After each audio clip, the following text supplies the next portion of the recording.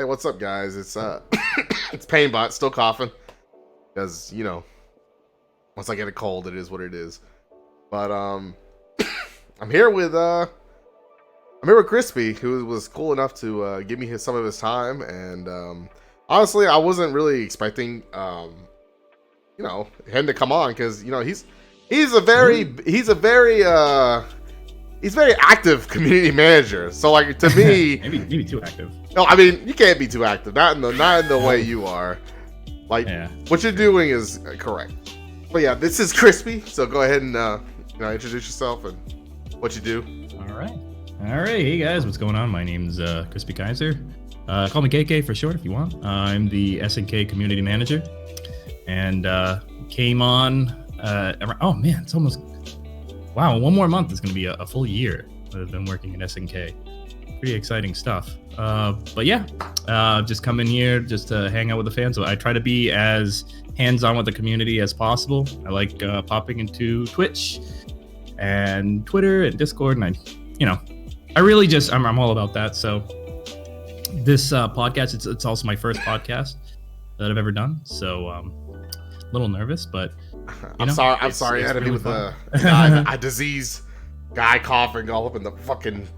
Oh no! Hey, listen, that was me. I mean, I'm sure if any of you guys, if there's any Kaiser Wave fans out there, probably know. Like about a month ago, man, I came down with something real bad, and I lost my voice, and I had like important people that were going to come on the stream. But so I know exactly how it is. The show has to go on, but it's rough. It's rough, but yeah. So I'm just here to shoot the breeze, hang out. Maybe catch some of your questions. If any of the community has any questions about anything, I can see what I can do. And yeah, it's a pleasure to be here. So thank you very much for having me. Oh, no problem. I've honestly so most of the people I've spoken with are fighting game enthusiasts, right? But I've been wanting to talk to you because you're not like.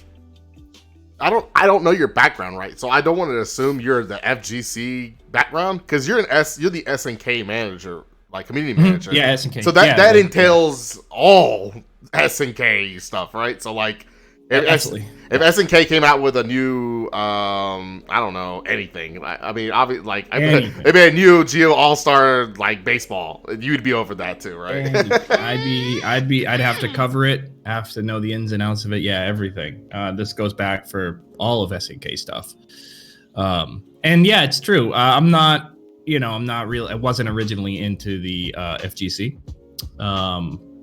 I never really grew up with fighting games, so it's a whole it's a new learning experience for me. But I must say, I've been part of many communities growing up, but the FGC, like, I don't get all the hate that it gets. Like, they've been nothing but kind to me. I'm coming into this new community brand new. Like, I haven't played fighting games really before, besides like stupid casuals, Yeah.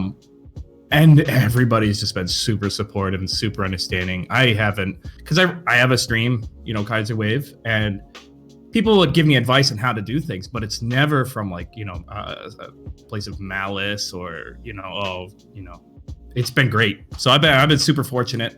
But yeah, on the whole, it's just SNK everything. So not just fighting games, but Metal Slug, their platformers, the shooters, everything. Yeah, Neo Geo, pre-Neo Geo, it's whatever's happening on SNK's front is I'm the community manager for it. Yeah. I have a. So you're like, obviously you say the FGC is much nicer than what people They've been great. Listen, I mean, everybody has their own experiences, and I get that.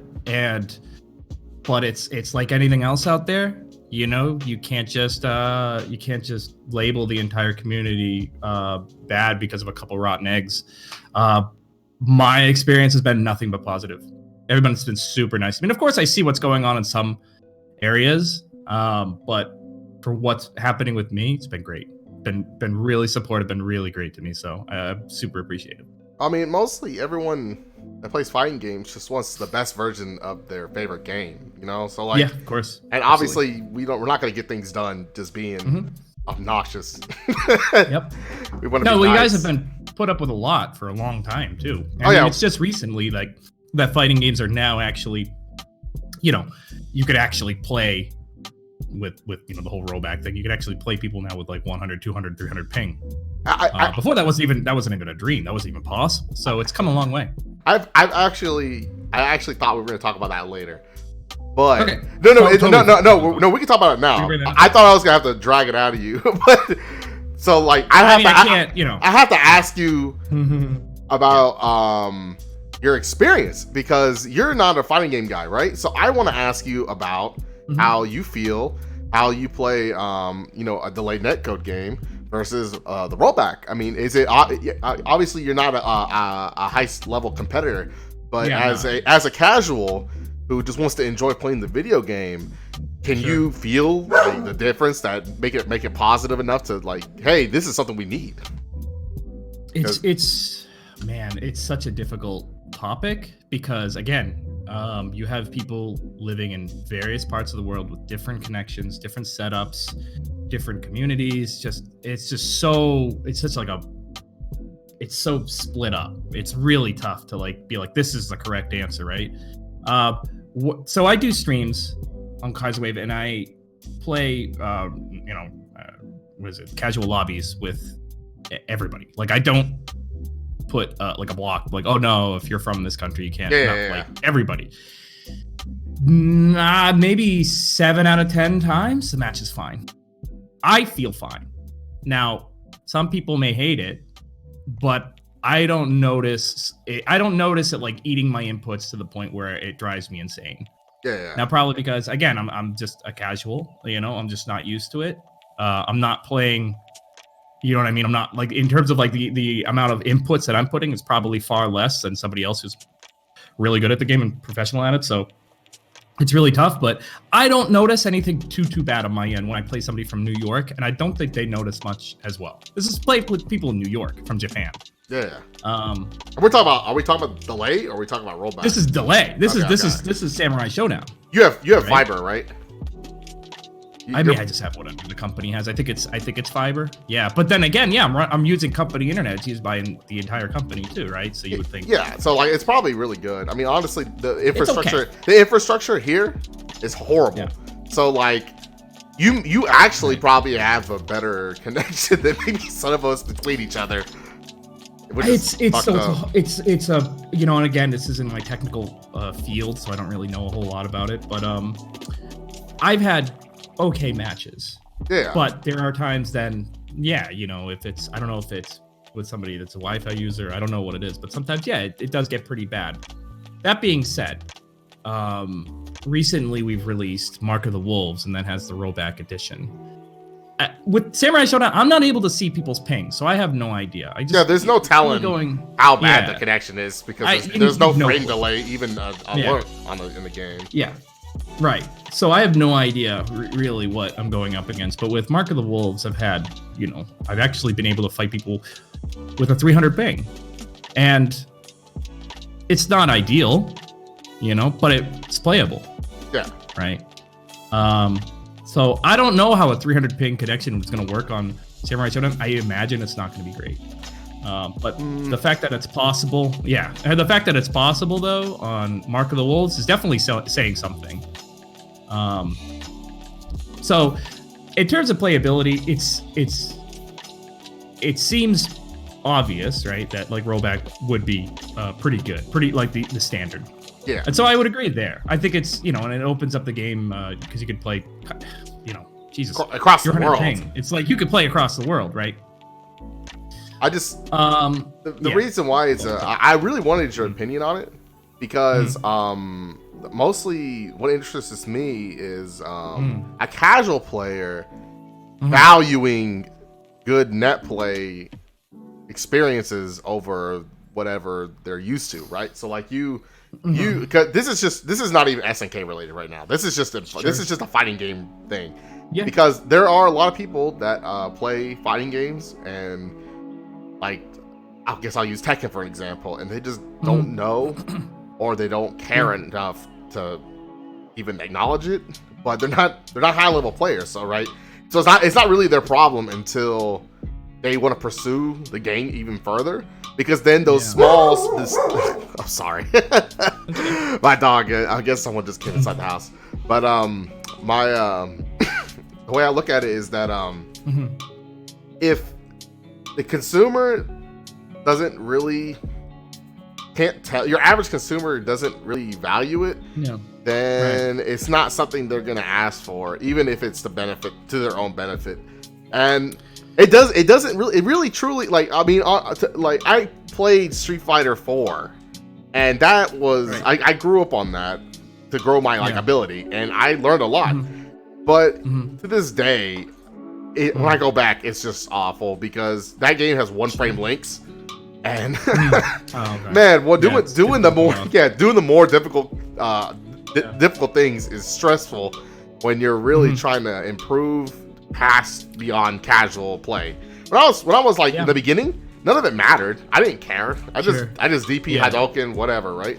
And that was whatever. But now that I'm trying to compete at a higher level, I can't have anything less than 3 frames of delay, because at that point, the more intricate game deciding moments are within that what's the parameter of input. So I can understand. I just wanted to hear your like you told me what I wanted to hear. I just wanted to see what your views were on it, because it's not, because this wasn't this was more about, hey, does the casual guy does he know, or can he tell? I mean, so it's apparent, like, obviously in the gameplay, like, it plays pretty smoothly, but it's weird, like, in terms of like the ranking, right, for a fighting game. Yeah, like, netcode obviously is important, but I think obviously gameplay. Oh yeah, that's way more important. Like, yeah, like, it's super. Don't get me wrong, like, it's super important, but I think like the narrative nowadays is like, I don't care how good the gameplay is. If the netcode is bad, I ain't playing it. And it's like, man, it's kind of weird. I feel like it's kind of going off the path a little bit more. People are a little kind of focusing on something that's a little too much here. Like, don't get me wrong, it sucks when you're trying to play a match and it doesn't go well. Like, nobody's gonna argue there. Right? Yeah. Like, that's universal. But there are things that kind of come first, right? Because you've seen this with other games that would have great netcode, but there's no community there, right? Or there's nobody really playing, because I don't know. Yeah, no, I've seen it. Yeah. There's plenty of games out there with great netcode, and just no one plays them. Plenty, right? So it's definitely not the number one thing, and it's kind of unfortunately, it's an afterthought for some companies, right? Because they focus, number one, on like having good gameplay above all else, right? Because if a game isn't good on its own 2 feet, let's say if it's offline, where a lot of these tournaments are held, right, then it's just wasted resources at the end of the day. I mean, but yeah. Oh, sorry, what were you gonna say? No, I was like, I agree, because I mean, I play Samurai Showdown because the game itself is, that's what it's about. To me, it's amazing. Yeah. So like, the offline play is the root of my experience anyway. So to me, 100%. I'm gonna play it anyway. But maybe for a lot of people, but I hear you guys. Yeah. I hear you. If you play seriously and you're putting hundreds and thousands of hours into these games, then yeah, of course it's definitely gonna, grate on your nerves. Yeah.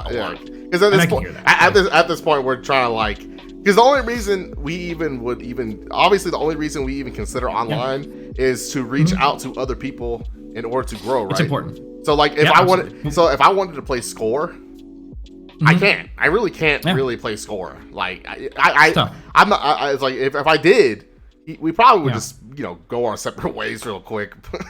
But that's the end of the day. That's what I'm. So I understand, like, even with the whole rollback debate, one of the things besides even gameplay, it's important for matchmaking. And if this is going to allow the user base to connect with other people across the world where they couldn't, that means that when you go search for a match, you're going to get more matches that are going to come up, giving you more options for better gameplay, for better plays. Because I think one of the big things right now that there are people playing, but they're just too far away, doesn't get picked up in the matchmaking. So we just deliberately avoid each other because we know you just want to. Yeah, you don't even want to bother with it, and then you're sitting there waiting for somebody to play, and that's why you'll have games that don't have the greatest netcode, but the gameplay is so solid that you still have a player base there, and people are willing to just like, all right, like I love this game anyway. Like even though I hate the netcode or whatever, I'm still gonna play it, right? Because you're always gonna get a game no matter what. Yeah. And so if we're able to open the floodgates and have you know players connect with other players around the world because of this netcode, I think it's a plus. I think it's really good, but it's tough, you know. No, I understand. That's my job. I completely understand. Yeah. Take everybody's concerns. Like I don't really have a say. I'm not like the judge and jury in this case. But what I do is I wrap up everybody's comments, concerns, questions, and bring them to the desks of the developers. Be like, hey, this is the issue right now, or people are not happy with this, and that's where a lot of our patch notes come from. When we do, fixes, bug fixes, and it's not easy. They're still human. They still have a list of, like, let's say you have a glitch or a bug that completely bricks the game. But then you have things like things that are quality of life issues, like I'd like to be able to have this menu here. Like in order of importance, obviously, right? We need to keep the game from breaking in the first place. Yeah. So it would have automatically go up there. So fixing those kind of bugs, there is like an importance thing. But nevertheless, you guys, your comments and your questions and everything is being heard by somebody within the company, and I do my best to bring that to the devs here. So. That's super cool. Only time will tell. Only time will tell. Honestly, the whole reason why I think you're the best community manager is because you are very open and accessible. Your accessibility is like through the roof. I just devote. Here's the thing. This is one of the things that I was really nervous about coming on as the SNK community manager, because I know SNK growing up, sure. And we could talk about that, growing up. Oh, yeah, I want to talk about that. Yeah. Like, okay, if you want, do you want to give us your background real quick? Like how did you, were you just like always an SNK fanatic and then you just wanted to work specifically for SNK, or were you just like an avid, person that just ended up at SNK? So, all right. So growing up, I've always just been in, as your typical video games, anime, manga, all that fun stuff, right? Even like middle school, high school, which is crazy about it. And when I graduated high school, my outlook on life was just like, man, whatever. I've been working since I was like 14, just doing, masonry or whatever, just whatever I can do to save up money, working at grocery stores. I bought my first computer when I was 16 with the money I made at a grocery store. And I'm talking like $20 a week during that time. And yeah, I was talking about it on Discord earlier. I got like a thermal, that's like my very first baby, right? So I had like a Thermaltake case with a Thermaltake cooler, and it was like, what is it, a 256 megabyte graphics card? Like, man, I was like, dude, like at that time, it was like mad good, right? You like slap the top of the PC, you're like, this baby can play so much Doom. Dude. Oh yeah, man. All right. Yeah. So it's like, I was super into it there, and I felt it was like a sense of pride too. Like I had saved up money and I made this thing, right? I had neon lights inside of it. Oh, it was awesome. I'm sorry, rip my my parents' electricity bill though. I kept that thing on day and night. Yeah, but so I was like super into it at a relatively young age. I kind of got into the internet a little later than most people, but I eventually did get on. And but I didn't really have a community, if you will. We did it. We played LAN games, but like, we had like LAN parties, but it was mostly like first person shooters. So, Unreal Tournament 2004, Quake 2, played a lot of Quake 2. And then, then it would be RTSs. So of course, StarCraft, Rise of Nations, Age of Empires. So Age of Empires 1, I played a lot of that and I hated 2.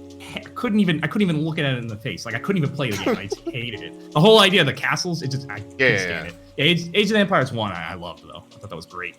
And so so that was like my community. So it wasn't really focused on fighting games. It was mostly like because everybody wanted to play, right? In fighting games, it's only 1 versus 1. Yeah.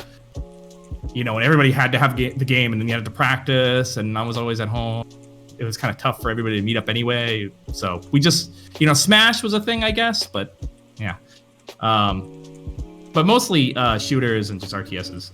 And so at around 17, 18, graduated high school, and I just focused on just working. And I worked at a restaurant at weird hours, so it was like 6 p.m. till like 12 a.m.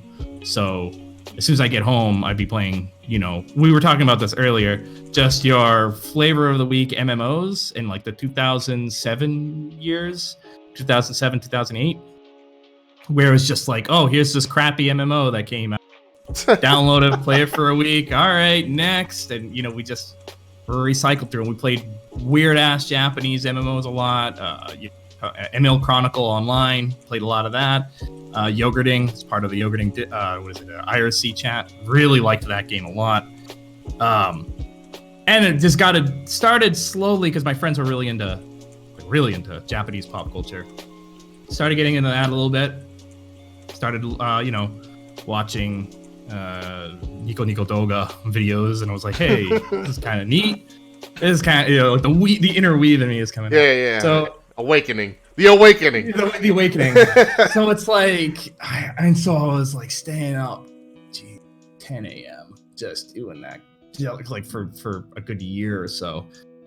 And it started weighing down on me, man. Just like having to work and like not really saving up. Just like, oh, a new, Berserk figurine came out. Oh, I gotta get it. Oh God, you're a Berserk fan too? I'm a big Berserk fan. I'm a big Berserk fan, man. I'm like all about Berserk. Yeah, and so like the Art of War collection had like some of the best figures, and they were always like $100 or $200. I was like, gotta get it. And so at home back in the States, I have a nice little collection. But and I was talking with a friend, and I was like, man, this kind of sucks, dude. Like, there's just kind of no point. I'm just kind of bored. I want to do something new. And he was like, why don't you just go to Japan? Like, there's this farming like blog here. You can go and like do a farm stay program or something. And it's one of those, it's that kind of advice that's so crazy that you're like, you know what? I think I'm gonna do it. Like, it's so wild, it's so crazy. Like, all right, yeah, why not? So I saved up money. I came to Japan for a farm stay. And also I had like a pen pal girlfriend at the time, so that was also like a big incentive. But I did want to go check out the country, so I worked as a farmer in the countryside when I was 20. So I was 20. I was exactly 20 because I can remember I could drink in the bars because the legal drinking age here is 20. And it was awesome. And when I came back home, because I could only do 3 months, I was like, I gotta learn the language. This is great. And so I did 1 year of a community college, and because I couldn't, like, like I had no credits or anything like that, so I couldn't just go right into university, although I wanted to. Yeah. And the community college, they were like, oh yeah, if you do the program, you can actually transfer your credits and go to UMass Lowell. I'm from Massachusetts, by the way. And UMass Lowell is like pretty damn good in terms of like university standards. It's pretty reputable. And so at that time, I don't know what it's like now. And I was like, great, this is cool. I can go to college for something. Wahoo. I have no idea what I want to do, but neat. So I did this 1 year where I was doing all sorts of different subjects, and I got really serious in the Japanese course. And when it was time for me to like apply for UMass Lowell, I was like, all right, so what kind of Japanese courses do they have? And they didn't have any. And so I was like, well, shit. All right. And honestly, that was it. I was like, well, they don't have it, so I guess I'm just going to go study in Japan. And I found a course online. Not a course online, but a course like searching online. Yeah. In Osaka, yeah. And it was an intensive language course. So I was like, let's do it. So I did 1 year, promptly ran out of money. Because I'm a slacker and I didn't work while I was there. I was like, yeah, I'm in Japan. I'm just going to study. This is great. And I ran out of money real quick.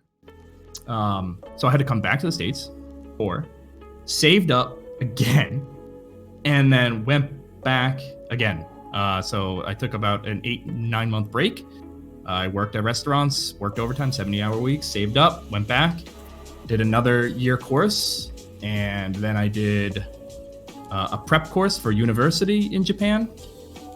And then after I did that, I applied to universities. I got into Osaka Kyoiku University, not a language, education school. It's a college that educates people to become teachers in their educational system in Japan. And so I did 4 years there. Basically the only foreigner, which is great. So you're the only. Like, so you're the only non-Japanese person there. In my class, yeah. Okay. Yes. There was like you'd have people doing exchange program stuff, but they were doing like a year, and it would just be like learning Japanese and then going back home. But I did like the full, like just me. Yeah, you got the whole experience. Yeah, and that's kind of how I wanted it. Because when I came, you know what I mean? Like, hey, humans, you see something nice and cozy, you just want to attach onto it, and you don't want to, even on the detriment of your own self, you just want to do that one thing. So you put yourself in a stressful situation, and, you find a way to get out of it.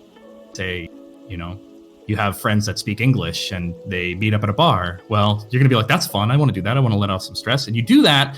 Before you know it, you're not really practicing your Japanese. You're hanging out with these guys more, and you haven't been looking for a job. You become soft on yourself. So my goal is because I did the whole year, right? Yeah. And I ran out of money, and I was like, dude, I'm not here to play around anymore. Like, I'm serious, dude. I don't want this. I don't want to have to go back with my head hanging down and be like, sorry. You don't want to relapse back into English. Exactly. I really, and I'm that type. I would do it, So I knew. So when I came here, I didn't have a computer, I didn't have internet, I didn't have anything, and I on purpose, and it sucked, but at the end of the day, it worked out really well. I mean, it's what you gotta. It's what you gotta do. I mean, to me, I tried learning Korean, and once I ran out of money for classes. I didn't have the people around me to like continuously practice. It's gone. It's all gone. Like I have to go back and relearn it again. And, and I mean, I'm the same. I'm soft on myself. I have just no discipline. So that's why I had to put myself in an environment where you have a teacher and they are correcting your mistakes and they're letting you know when you're screwing up and stuff like that. Like I need that reinforcement, and it worked out really well. So, but yeah, so I did 4 years in that amount of time. So I had the 3 years of language study, the 4 years of college. I met my now wife. We just had our first child last year. Congrats, man. I know this is a year ago, but still. Yeah. Hey, it's every day is crazy, man. It's in the past week and a half, 2 weeks, she went from crawling to standing up. It's crazy. It's insane. Having a kid is a blast. That means she can get away quicker now. You gotta keep an eye. Oh my God. Oh, it's when they're quiet. That's the thing too. If she's making a bunch of noise, that's girl, I want some toys or whatever. It's when she's quiet. Like, she's doing something she shouldn't be doing. And then lo and behold, you look at her and she's chewing on my earphones. You're like, no. Yeah, you gotta be careful. But and so after doing the 4 years, so this kind of goes into it. Tell it. My second year into college, I just wanted to play some video games, man. Right? Uh-huh. And I'm the type, dude. Come on, I was just talking about how spending 1 a.m. till 10 a.m. playing games with my friends, and it's like, dude, I got to do something. And I'd felt that time, all right, I'm in college now. Like, I'm pretty okay now. We're gonna be all right. Yeah. And so I wanted to play video games, but at the same time, I wanted it to have something to do with education. Like I wanted to learn something from it instead of just mindlessly like vegging out. So I started streaming Japanese games and translating them on the fly, and as a way to learn. And so in the beginning, I did Persona 1, Persona 4. And then I worked into Persona 5, Danganronpa, and then what's the other one? Yakuza. And yeah. You were not easy on yourself. You did like dialogue-heavy games. Yeah, that's exactly the point. Yeah, these were tough. And so the beginning, I'm such an idiot too. I forgot to like click the button to like save VODs.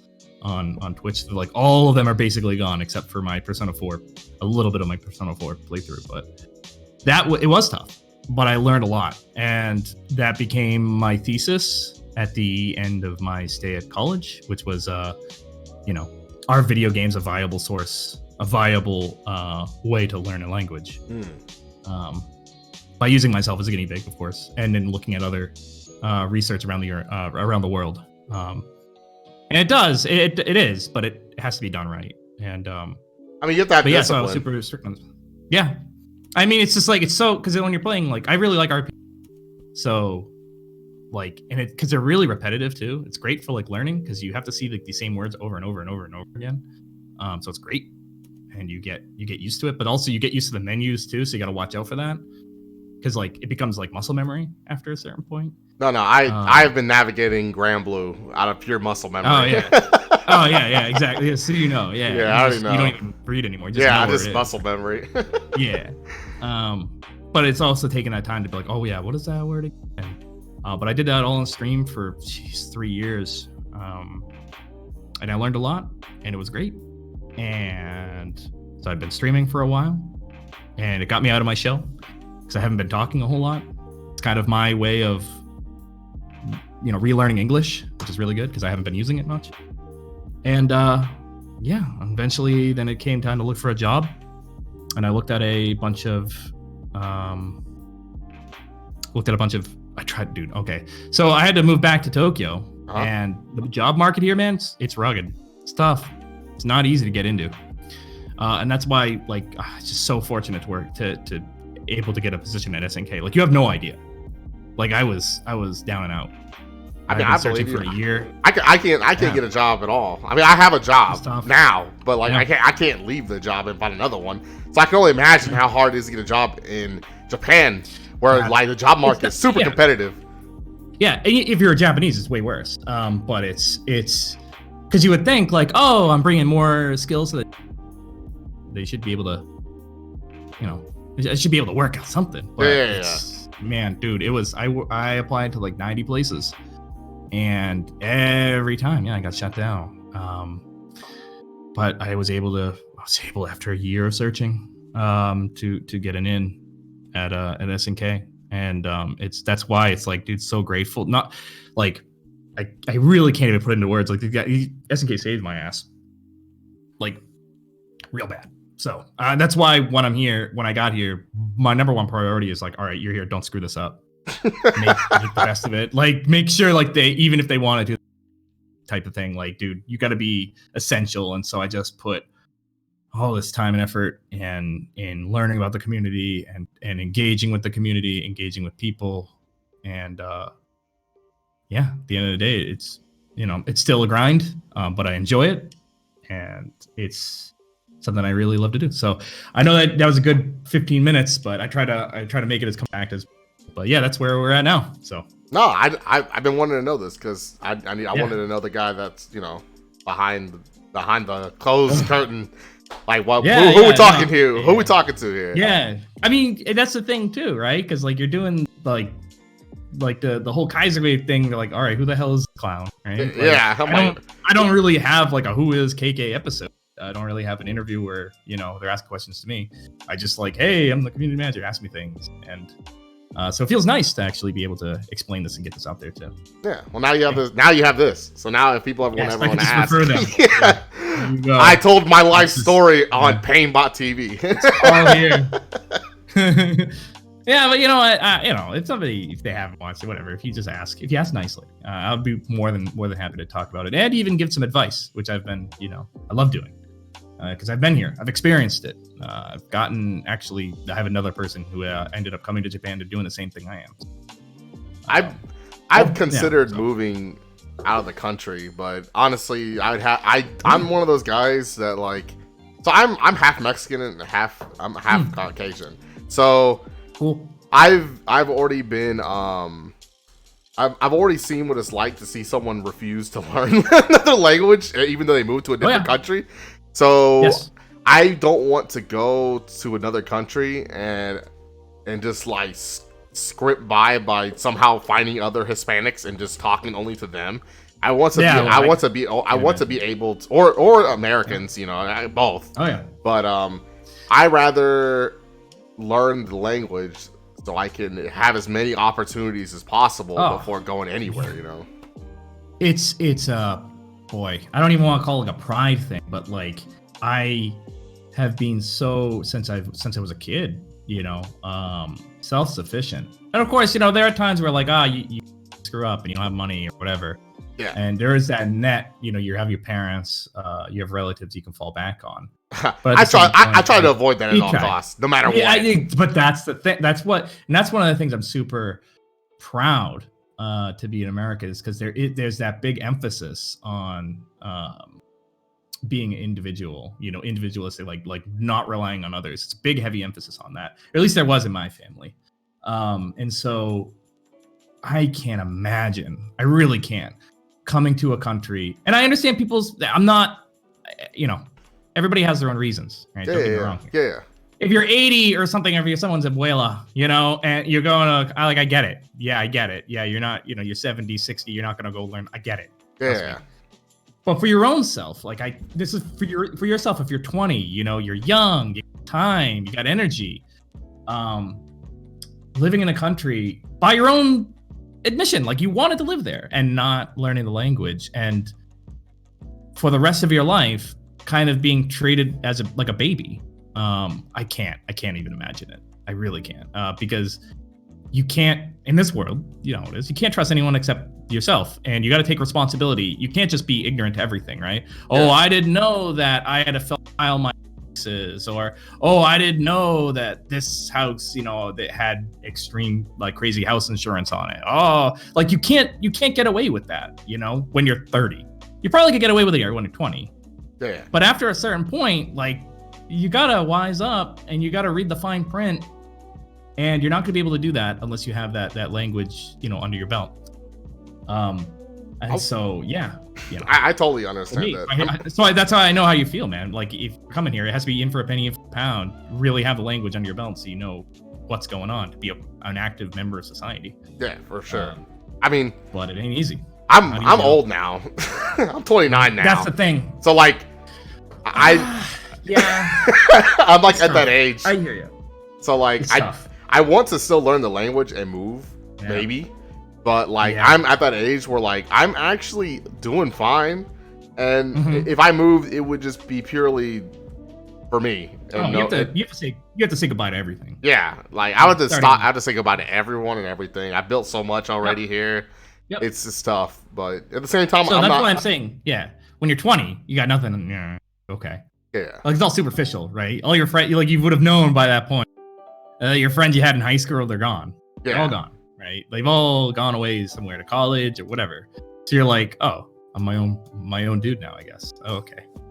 Like, So unless you have family, and I get that people have responsibilities. I was fortunate. I'm an old, so I was able to say bye, mom, bye, dad, and came here. And I Skype them every week. Make sure I do that. I'm a good boy. No, I do.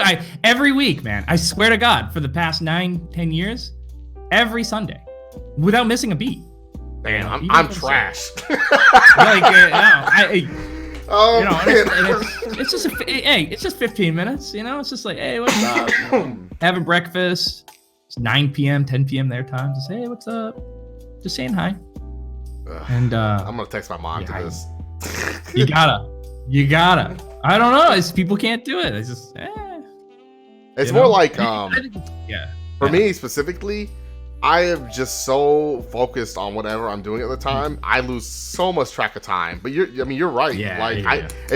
Sometimes I just need to stop and just be like, okay, just take 10 minutes to do this thing. Bro, it doesn't have to be sappy. It doesn't have to be. It don't. But like, to me, the reason why I feel like if I avoid it, if I do it, then I don't like any conversations. Oh, it becomes a habit. Yeah, and then my parents taught to me for so long, so like I have to. It's not a 15-minute conversation. It becomes like a 1 hour and a half conversation. I know. Yeah, I'm lucky. My parents kind of, after a while, all right, we gotta go. They're saying that to me. I'm like, yeah. You're like, oh, okay. All right, dang. I mean, I had other things to talk about, but all right. you know. But yeah, we just nowadays I don't even have the camera on myself. It's just on my kid. It's just on Jolene. I just have the camera on her as we talk. Did you name her Jolene because of Oh yeah. You did it, didn't you? Yeah, I did. Yeah. You did it. Yeah. That's my favorite she'll character. Never find out. That's my favorite character. So Jolene is great. I really we can have a weekly podcast on this shit. Yeah, I love JoJo a lot. It's before it became cool. Oh, JoJo. Before the anime came out, but the new anime. Before the anime. Oh, it's like I haven't even watched. I watched like I watched like 5 episodes of the anime. Like, dude, it still is nothing to the manga. It's so good. I love it. The music is good though. I'll give it that. Yeah, I had to search, and I tried telling the wife. I was like, all right, we got a couple women, we got a couple girls' names. We got Lisa. She wasn't feeling that. It's like, all right, that sucks. We got Marie. She wasn't feeling that one. All right, how about Jolene? And she was like, she kind of liked it. Told my mom. My mom loved it. We're not even Southern. I don't know. I'm Southern. I love it. So to me, it's perfect. Like, yeah. Oh, and then so every day sing Dolly Parton to my daughter. You know, I got that song memorized, dude. The Jolene song. Yeah, Jolene. Yeah, wife is now kind of realizing her mistake, but it's too late. It's too late. It's already written. I've always wanted something like that, and it's just a subtle nod. Now Jolene, interestingly enough, is that it's an English name, but it actually has Japanese kanji for it as well. And so we didn't copy the exact kanji. We were able to kind of customize the kanji a little bit and add a little to it. And so it even sounds cuter the way it's written down. Like if you know Japanese, like, oh, it looks nice. If you don't, it's just like whatever. But no, it's funny because like I don't know. I know that exists, but I can't. Yeah. I can't decipher it obviously. But like I've seen. I see when you're limited. Yeah. I could, but I've seen when Japanese people discuss it and they say if I write it this way, it's cuter, or if I do it this way, then it means something else. And I'm like, there's a lot you can do with the names. The Dean suffix on there, right? There's like that's an actual name too, like Lin, Dean, and there's a way that they write it, and it's kind of cute. It's kind of fashionable right now. Interestingly enough, to have your name, to have that as a name. You'll always hear like something Ko, like Mariko, or I don't know, Sakiko or whatever Ko, but that's like Ginger in English, right? That's like Mildred. Naming your kid Mildred or Ginger. You know what I mean? Like in Japan, like they're like, ew, like not really as popular. Yeah. Super popular, but now people are like, no, we don't want that. We want cool names. So, but we wanted to give her a name that is, she'll have no problems like in English, right? She'll be like, yeah, my name's Jolene, and it's gonna be fine, right? There's a girl that I knew. Her name was Aika, right?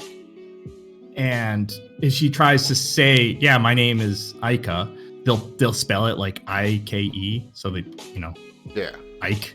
She's like, oh, my name's not Ike, it's Aika, right? So it's weird. Like it's or Ika, Ika, which is squid in Japanese. So yeah. So there's those problems, but we wanted to avoid all that. So there was actually a little bit of thought. It wasn't just like JoJo. There was thought like there we did want to do her right, that wherever she goes, be able to.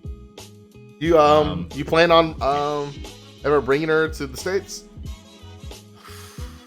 Yeah, I mean to meet the parents. Yeah, just to meet the family, Yeah, I'm apprehensive. I love Japan. Like it's tough. It's tough, man. I get reverse culture shock. You want to come back where everyone's fucking pissed off all the time and yelling at each other? It's crazy. Yeah. It's so different, and I'm just so used to the lifestyle it is in Japan. I don't know how I can do it anymore. I mean, I'm just so used to it. Here's the thing, like people in Japan think American life is crazy, like fucking I don't know, you're always doing something awesome, like drinking, partying. I'm like, it is the most boring existence I can even think of. Like, it was so boring. But one thing that Americans do have going for it, being able to drive anywhere, anytime, without limits. And I miss that dearly. To be just going like, oh yeah, let's go to the beach. Screw it, it's 2 a.m. Let's go.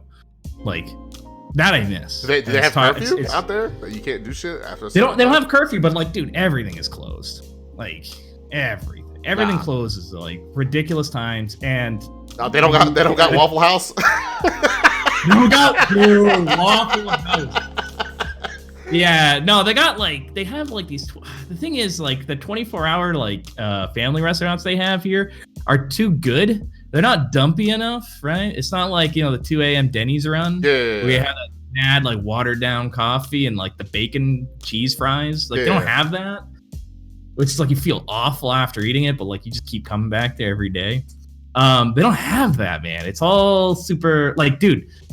When I was young, man, I was crazy. So yeah, like 17, 18, you know, we would go out 2 a.m. Denny's and whatever, we get a seat, but we'd end up like standing up and going to other tables and shit, dude, and just hanging out like fucking strangers. Like, oh, hey, it's a trucker. What's up? Like, it's crazy back then, man. I can never even imagine that nowadays. It's crazy talk. It's funny because here in Japan. Here in you know, like the fighting community, most of our tournaments end at like 11:30 midnight. So our options, almost everything is open till midnight, 1 a.m. and so on a Saturday. So it's almost like, but sometimes when the shit gets really late. I mean, one time we got out of this tournament and I was driving home and everyone in the car was like, dude, we're fucking starving. And I looked to my right and I saw the most ratchet Waffle House. I'm like, well, I know where we're fucking going. Dude, you know, hey, and that's the thing. Like, everybody here is very conscious about the trains. And you know, arcades close and that's it. You just like, they close. Like, for example, you have Mikado in Tokyo, super popular. That's the legendary place, honestly. So nice. So even for fighting game guys, this place is like legendary. Yeah. Oh, it's great. I mean, you got just gods that live there, that go there. It's insane. You could tell too. Like, these guys are just and free tournaments. Well, they'll make the arcade, you know, the actual cabinets will be on free play, and you just sign up, like, right there, no pay in, just play, you know. Beat the shit out of your friends. You know, and it's great. Like, I loved it. But yeah, it closes at 11:15, and then the last train you can get is like 12:10. Or sorry, 11:45, and the last train you get is like 12:10. So yeah, and then that's it. You go home. If you have a car, like, that's why, like, in the States it's a little bit more different, because you can just drive around or just go over to your house or something like that. But here in Japan, it's tough. Not everybody has a car because the parking is ridiculous. It's insane. That's one of the big problems. But paying for parking, dude, it's real bad. Or even to have a parking space. If you have, like, let's say an apartment, so you're number one, you have an apartment, your parking space is going to cost you around $200-300 a month. Golly. Yeah. So it's like, why even bother? Yeah, because that's a damn car payment right there. Yeah, exactly. So it's like, the car payments here are pretty cheap, apparently. Getting a car here is, it's like, dude. And yeah, it's too expensive, man. So, you know, people will just have the, like, little scooters. You'll see a lot of those, but you won't see a whole lot of cars, man. It's just not worth it. So especially when you're 18, unless you like actually have a house, which is great. Then you might have a parking space, but good luck. Like, it's so, like, we were doing house shopping with the wife, and we found a couple places, and you know, that we're relatively, like, we're going to be hurting for a couple years to pay them. And miraculously, it had two parking spaces. Woohoo! And you know, we were actually really. That's what I like. The wife was excited about, like, oh, dude, yo, I'm peeping those 2 extra parking spaces. It was nice, you know. But in the West, it's kind of just it's a given. You have a house.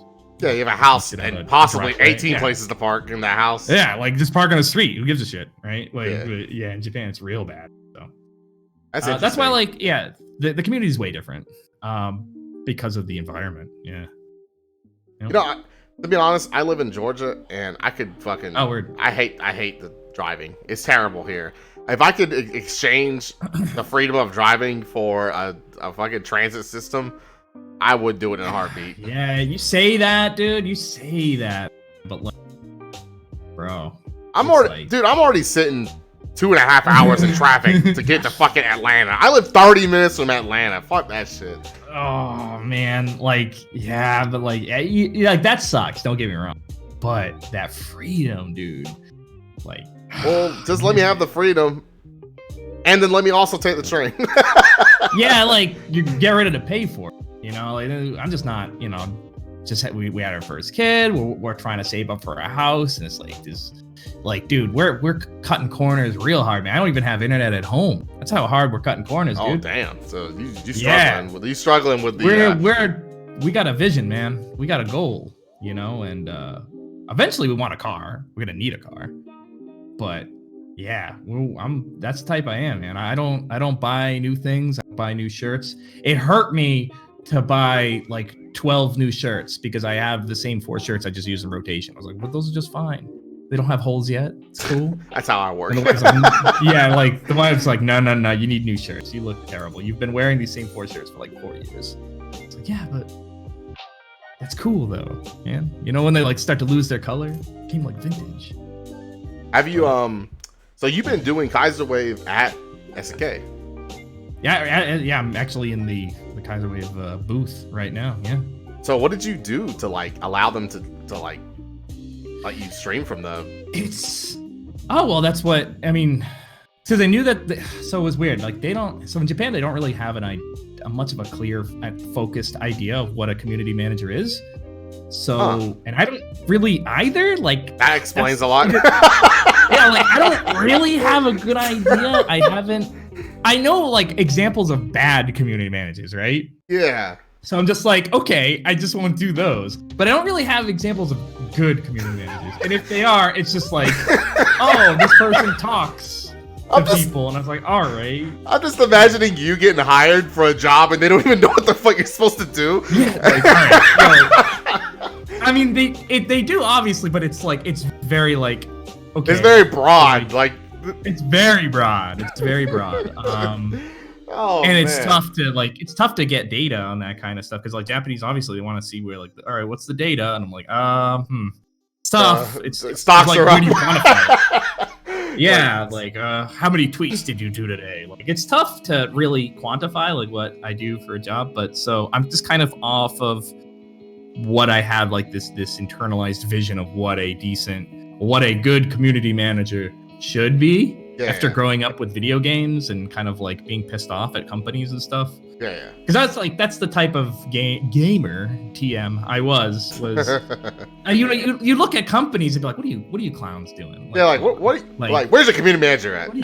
Yeah, like like come on, like nobody wants this. Like guys, what do you do? And I was always vocal about that. So when I got the position, I was like, all right, I'm just gonna not do that. Like, I'm just gonna be cool with people. And that's why I didn't want to come in and be like, yep, I know everything SNK, bow to me. Like, I know everything. Yeah. Like, I'm coming in like this, it's obvious. I've never played a fighting game, right? Yeah. So I'm just like, I gotta come in completely just, defensive. No defenses, but like, guys, here I am. I'm here for you guys. Give me your feedback. Give me whatever you got. I'm just going to be the messenger and give them their things. And while I'm here, I'm going to learn about SNK as much as I can. So that's why that was like my first idea, right? For Kaiser Wave is to just play through all the SNK games as a complete and utter like noob to the entire everything of SNK. Just completely like, all right, this is like your SNK training, right? Like in your first like getting into the fighting game scene, especially for SNK. Like, what is an SNK-esque fighter like, right? Yeah. Because I gotta know these things. I gotta experience it if I want to, talk with you guys, right? Have you learned your frame data? Yeah, so I'm not that deep into it, but like things like why this boss sucks, or why this boss is such an asshole, Yeah. or oh, this scene between these characters, like building these bonds and emotions. These aren't things you're able to get like through a Wikipedia. You have to experience them, and so I do that, and I try to do all of it on stream. So that was like the first part. Yeah. Like, all right, I need to have this as like a point of contact with the community, and building a point of contact I think is really important, because these are going to be the people that are most interested in SNK. Like, these are going to be the people that are going to be receptive to our message. Like, it's important to have a community for them. So that was like number one. Number two, what we wanted to do was actually, have content for the FGC. But it's incredibly hard to make content for the FGC. It's the hardest thing you can do. To actually have make, in quotes, good content. Good stuff. There's tons of content out there, but like the good stuff, what is good FGC content? Nobody seems to really know, because it's super hard to do. You'll see, and that's why, like, you'll have Sagem and you'll have X and whatever, they talk about things, and it's mostly like conversation focused. Noticed it's less gameplay, more conversation, more like talking about things. Like, okay, that's important, clearly. But I had to think about, like, well, but I'm fucking, I work at SNK. Well, what can I do here? And so that's when they're like, all right, let's bring guests on. That was amazing, by the way. Good shit. So that was amazing. Yeah, hey, and so it's like, all right, who can we get? So we made a list, and we went around the office asking if they'd like to join. And the first one kind of shaky, but it's, again, but that's how you can tell it's genuine. There's nothing here. There's nothing to sell you guys. There's nothing like, hey, buy our product, by the way. Like this. None of that. It's just like it's all about bringing the fans to the creators of your favorite games. And so it's a deep honor for me to bring like people like fucking like Ona-san and Kuroki-san and just all these people. Soeda-san, who's been on a couple times. He's great. People have been with the company for 20 plus years. Falcone, and oh my god, and bringing them to you guys. You don't really. So I try to look at other companies, what they're doing, and you'll see. I don't know that. You know what the advantage is. So like, what's that? So here's why it's so good. So you literally just go and get the guys that we want to talk to, but we can never talk to, really, and you just bring them in. Yeah. Like, there's no way we could have ever spoke with those guys, and you're just like, hey, get in here. Well, like, man, the only thing I wish I had just better technical skills of like editing. I'm only one dude, and I got nobody else, man. And so, I could pull them on, and then I'm doing the translating, the interpreting real time. I could do that. But like making it snap and pop and look cool and have something really fun and interesting, say, like, dude, tough, because people want that, right? They look at, well, what are other companies doing? What are other, YouTubers and streamers doing? It's all fast, cool. Well, you have to also remember that what you're doing is live and is appreciated. It's all live. But people that have those really crazy effects, most of the time they are done post-production. So like, it's like they'll do it and then they'll go back and re-edit it and then upload it, and then it's like 4 times cooler than what it really was. Yeah, exactly. It is what it is. We were playing with some stuff like that. It's weird, man. I'm still working out the kinks, and it's just so hard to plan this stuff. But my vision for Kaiser Wave was really just, I set the standards way too high in the beginning, and that kind of was that was slow. That was like an obstacle for me to get over. Because I was like, a perfectionist to a fault. So if it's not perfect, I won't do it. And it could be like a cop out for some things, but it's something that I got to work on as a person. I got to get over it. And because like, if it's not just me and my shitty stream running a company, right? And how is this going to look for the company? How is this going to look for the guest that's coming on, right? Like, I got to make sure that what they're saying is out there in the best way and that they look great. And, it's just, there's so much weight on that if it doesn't meet these standards, like, I just won't do it. Like, and that's great. Okay, awesome. But like, make sure you get to that point. And when you don't have that technical knowledge, it's just like, you're just spinning your wheels in the mud. I understand. I mean, honestly, I did not do a lot of things because I just wasn't happy with the results, and then it really slowed me down. But I mean, I eventually worked my ass off and learned everything. Yeah. But it really did put me behind. I mean, honestly, I could have been doing it's a stuff a lot- process. Yeah. It takes that's why the original streams, they're so jank. They're real bad. Yeah. And like the first time I had Crocus on I was like almost on my fucking hands and knees because like, oh my god, there was nothing going on in the background. I don't even think there was music. And it was just me answering questions and going back and forth. And it was a nightmare. And but because of that, I learned a lot. I was like, well, that's what, if I'm feeling that way after a podcast, clearly, or after the stream, clearly something went wrong, and there's nothing good. So like, what can I do better? So each time it gets refined, and every time we have a new stream, everybody says this was way better than the one before. And each time, like, so it's getting better, it's improving little by little by little. Yeah, man. Like the important part is the function and the originality of it. Yeah. That's important. Yeah. The rest you can improve over time. But so long as you have a good idea and what it does is important, then the rest is whatever. Because all we care about is that we see that you're putting effort in, and because we know it'll get better. At least if you try anyway. I do, but it's again, it's tough. Like I said, I don't have internet at home, right? So it's like once we're done here, like, and that's why I'm staying here till like 9:30 at night. So I do 12-hour shifts regularly, but this is by my own accord. This isn't by like the company isn't like, hey, make sure this is for my own pride, like I want to make sure that I'm putting putting the effort into these things. So I'll stay here, do 12-hour shifts like it's nothing. I get paid salary, so the company doesn't really matter, it doesn't really matter to them, but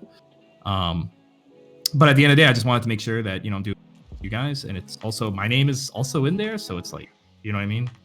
If it looks jank and if it's like that for a long time, then clearly, like, I guess he doesn't really care, and it'll start to stagnate. I don't want that to happen.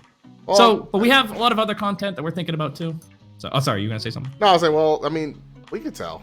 Trust me. Like, I've seen other managers do their thing, or companies not even have a community manager, not doing anything to like properly relay information.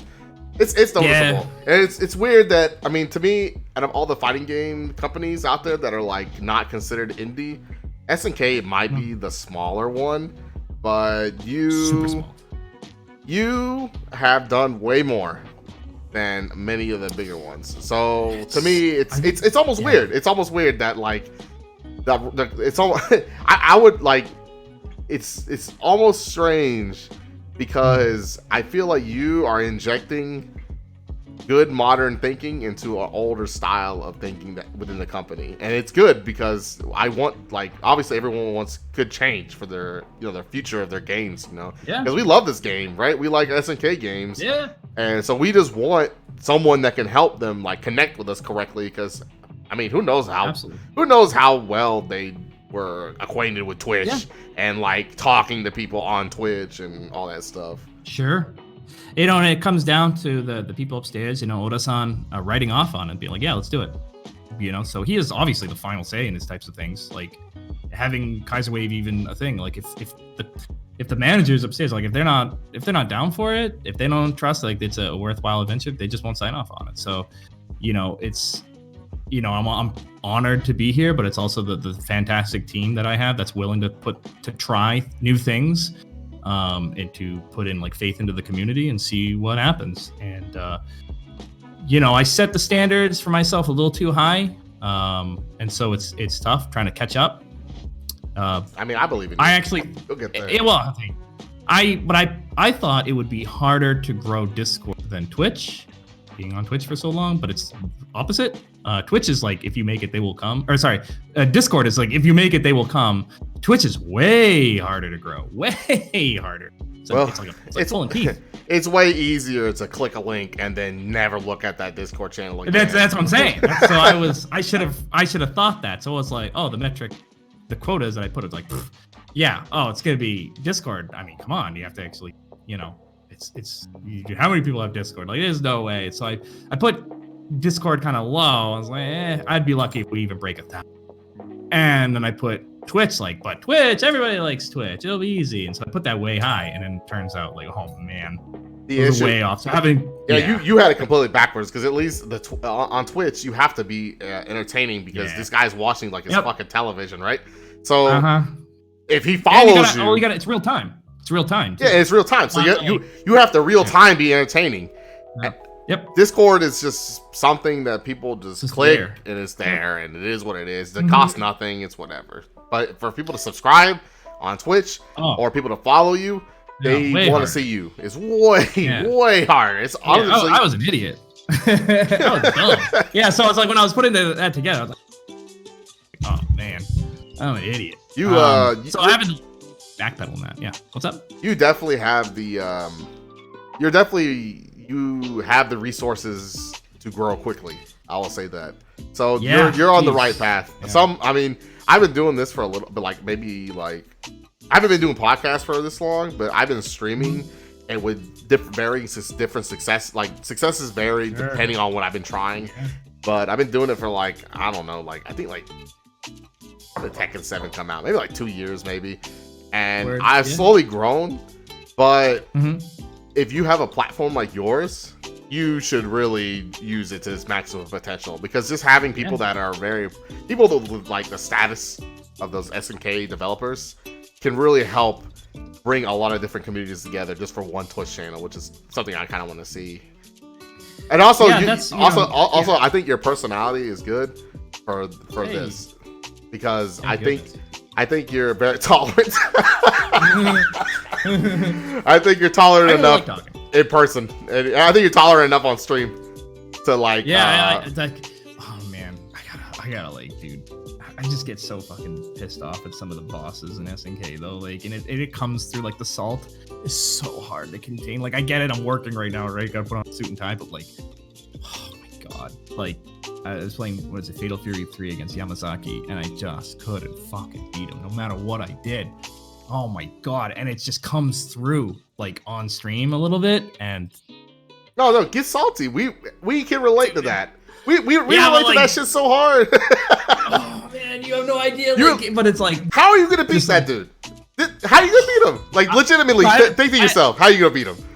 I had to cheese the shit out of him, man. I had to do because you can you know how Fatal Fury 3 you have lane switching and you have three lanes. You have the top, bottom, you have the top, middle, and bottom. Yeah. So all I would do is lane switch and punch him, and I just repeated that and I beat him, and I felt terrible about myself. That's a strat. If he couldn't stop it, that's his fault. I hate it. I want to. Because I want to be no, I want to beat him. I didn't feel it's like Dark Souls, when you just you cheese an enemy, you're you don't feel like you won. You feel like you gained nothing. You don't think Diddy Mokov sleeps pretty good, fucking knowing he just killed someone with one button? It's true. I'm telling you, when you start getting competitive, we don't lose. We do not lose sleep over taking 80% of someone's health with some bullshit. Trust me. I don't know, man. I mean, I get it's the AI. It's you want to be cool on stream this. Yeah, it's all that bullshit. But I really just try to be cool and not because I get visibly upset. I don't want to be that guy. I want to be the do it. It's normal.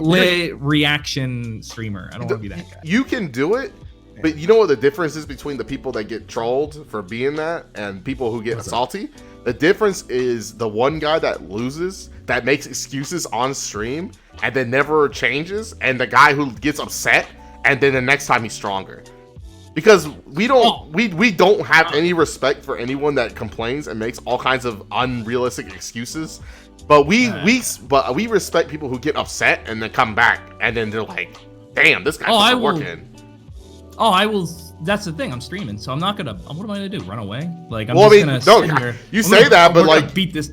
You say that, but you have to understand that we watch a lot of people that they will say, "Man, this game is broken. This game the game throws on me. It's not fair. This and this." What? Yeah. How is it even possible? No. You think so, but there's plenty of streamers and notable fighting game players that do this shit.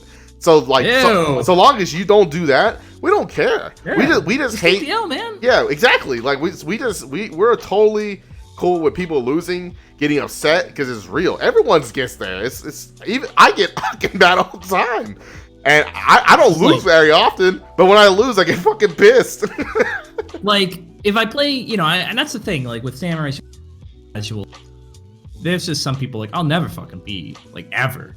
And that's okay. Like, I'm having fun and whatever. They beat the shit out of me, but it's fun, right? I've just always been like that. I play like what are they, like Shinigates, what they're called, like things like Super Meat Boy, right? Yeah. Like, dude, you're gonna die. Like, dude, just get over it. Like, you're gonna die. It's like, inevitable. It's okay. It's inevitable. But when I first started playing like these fighting games, like obviously I'm brand new. I was trash. Yeah. Now, there's no way you could possibly defend yourself.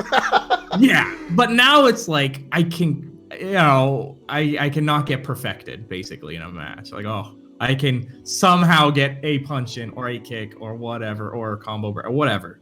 Like somehow. But before I was hopeless. Like fucking I couldn't do anything. Like just beat the shit out of me. I can't do shit. But like even Kuroki-san noted that, like when we were playing earlier with Mina. And I think I picked Wanfu. And I actually was kind of winning for a little bit. Like that would have not been possible when I first started. If you try to learn how to play Samurai Showdown, boy, do I got some videos for you.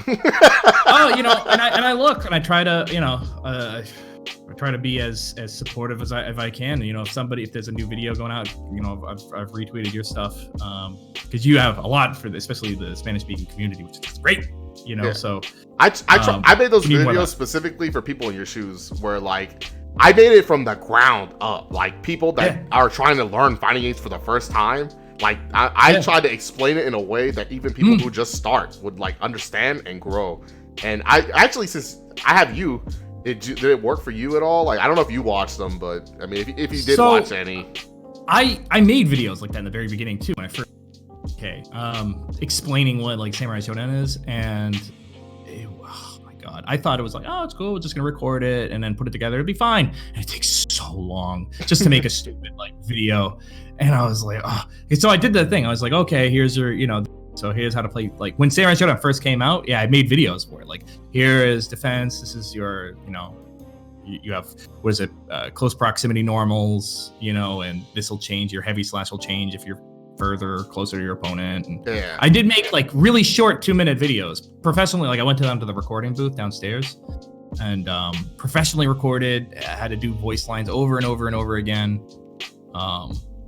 It was great, but oh my god, it's a nightmare to edit. You know? It's time consuming, man. I haven't made one in a long time because it takes so much time to just set aside and do some stuff like that. Well, and it's like these videos were just 2 minutes long, so they had to be super concise, super compact, super tight, and it just killed me. And I remember just like dreading and it's just simple. It's not hard. Like the actual content itself, like what you're talking about, it's just like, yeah, like, oh, you just move forward, move back, block by holding left, you know, quarter circle forward, AB or whatever, you know, do what, you know, you'll either do deflect or whatever, or dodge.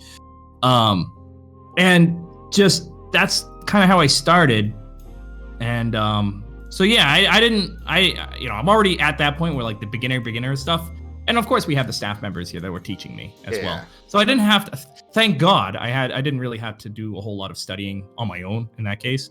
But I did have some people, because we do every day at 12. So for lunch break, we play fighting games upstairs. We do like as a company. Yeah. So we go through like kind of not seasons, but like we'll go hard on one game for like 3 or 4 months, like stupid hard. Like this is the game we are playing for these couple months. And so it was Sam Show for like, obviously, like Jesus Christ, a year, you know, like the new characters, you know, playtesting Wanfu, and it was funny when we were playing, because like I can't really talk too much about it, you know, company secrets and all that, but before they were making like Wanfu like wind poses, right?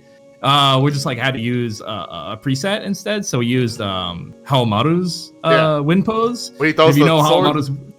When he throws the sword, so he throws the giant ass pillar in the air and catches it. It looks hardcore as hell. I'm like, dude, we keep that. That's sick. But like, like the beads were all over the place, like flowing through his head and stuff. It looked terrible. But like, you know, that was like, the debugging process. We're playing the character and trying to learn about him. But so we were playing that for a while, and then we switched over to Real Bout 2, and we're playing that for a long ass time because we had one of our coworkers, not professional, but he likes to go and play kind of competitively at one of the tournaments here. And so he wanted to train. He plays Krauser, so he wanted to train. And now we're playing 2002. Oh, that game is degenerate. So yeah, I know. Well, I mean, I don't know. I don't know how good y'all are, but like, if y'all are really good, that game becomes really degenerate fast. Yeah, the people here. Yeah, we have a one Korean player. He's just stupid good. So y'all get a taste of the fucking shit you can do in that game. We can't. Yeah. So I don't even try. Like, like I just watched and it was like, huh, okay. Like it's just such a level that I'd be wasting it. So, I just want to get to that point where I play all the KOFs. Because so far we're at we beat 2002 UM. I gotta get a PlayStation 2 to get 2003. Start playing that. Y'all don't have no Neo Geo cabs? We have one downstairs. We have a couple downstairs. But yeah, I don't know how the hell I'm gonna hook that up to a PC or anything. I mean, we have people in the community that know how to do that. So I mean, I'll have to see if I can get into like converters. It'd be not like that. See, that's the thing. That's like when I was first Kaiser Wave, I was thinking big, man. I was like, dude, we gotta have the cabinet upstairs. I gotta play it. Like, we have to have the cabinet. I gotta have like 10 cameras, dude. I gotta have a camera inside of the cabinet. I gotta have a camera looking at me. I gotta have a camera like from behind, dude. Gotta have all the cameras to show like this is a legit cab. And I gotta have, a direct feed from the cabinet itself. Then I gotta see, playing it from my end. You gotta have all of it. Gotta have my hands on the controls to make sure that I'm not fucking, botting or anything. That is way too much going on. Dude, I was like, dude, it's gonna be sick. And then we just didn't because like electricity. Electricity. Honestly, if you I don't know. If you truly want to stream some of those classic games from their original format, you can use a super. I don't know if you're familiar with what a super gun is. It's a consoleized version of arcade, and you can play that way. And then you can actually use a SCART splitter to feed into the. I mean, it's starting to get crazy, but Yeah, like so we try to just do. Like that's one of the big things on Kaiser Wave is everything's first party. If we build it, and so. I'm just doing it the PS2 and then get a splitter somehow. HDMI. Don't y'all have a console Neo Geo, like the consoleized like MBS? Like, can't you just use that? Does that have? Well, all right, then get a. I mean, sure, why not? Fuck it. I'd be great. That's the thing, though. Like, I don't know, man. I'd have to break out the vault. Those games, though. They're in, the SNK vault. Yeah. Like, I don't know if I'm gonna be able to find like just a copy. These games lying around. It's funny because like Sam Show 2. Honestly, like those games, they're not very. Some are hard to get and some are very easy to come by. I guess it depends on which one it is. But Sam Show 2 is one of them that I feel like it's not very easy to come by. No, yeah, like there's like we have Nam. What is it? 1945, and that's just or is it 1975? Just hanging around the office, and I was like, dude, whoa, Geocache. It's like, dude, it's like mad cheap. This is like one of the cheapest ones. Yeah, it's no problem. It's like, oh, okay. Yeah, some are eventually, cheap. yeah. Some are stupid. Like in Metal Slug, 2 is just ridiculous. Like, good luck. Metal Slug 3 is just like thousands of dollars, not even hundreds, thousands. And for good reason. I mean, the games are works of art. So. But I would like something like that, and eventually that's where we would like the stream to go. I think right now my big focus is getting it, getting sub options and having emotes because I think people want to have those delicious first party SNK emotes. We have Ogura-san who definitely helps out with a lot of that stuff. He did the Kaiser Wave artwork, just again a great honor. Like that's why like everything I do is just like, oh god, like holy it's shit. magic. It's almost magic. It's stupid. Like this is this type of stuff I'm gonna like carry with Rave. Like I'm never gonna be able to forget about it. So, so I haven't, but like that first party stuff, or Falcone. Falcone's done a lot of, line stamps and so he's definitely versed in like doing like those chibi art styles. So having something like that for like first party, that would be pretty cool. Stickers would be kind of sick. So it's just small things like that, That's kind of where we want to go. I would like to bring it, but not too heavy on like, oh, these are sub-only streams. Like, I'm not keen on doing don't do that. You know what I mean? You know what I mean? Like, if you do that sub-only stream shit, you're gonna fuck everything. It kills it. Yeah, exactly. That's what I'm saying. Like, that's why I try to I make it as open as possible. It's not like I'm seeing, it's not like I'm gonna see any donations coming my way. So, just make it open as possible. I'm already getting paid anyway, salary, so it's whatever. But things to like that can be like, hey, by the way, you have this many subs. We could potentially take that and then, all right, let's go fucking, I don't know, on a trip somewhere and go check out this thing that you would never be able to find, an in-depth look, or let's go like, I don't know, on the street investigations on Mikado and actually talking to the players there and getting their feedback on what they like and what they do in their own personal time and the local scene, what's that like? Things like that would make it a little bit easier on the footing instead of just constantly shilling out money. Like, oh, okay. Like, yeah, I guess you can go get McDonald's. I guess you can eat on the way out there. You'll be fine, right? Instead of like, no, you must pack your own lunch because we ain't paying. Things like that. All the stuff here. Again, I just try to make it easier for SNK because, like, I already know how do you say? I don't want to bite off more than I can chew, and I don't want to be grateful for everything that I have even so far. And I don't want to be like surprise them with crazy amounts of money that has to be put in. Like, just do it slowly, right? Yeah. So like, oh yeah, by the way, in order to do this, we're gonna need fucking $15,000 for all this equipment.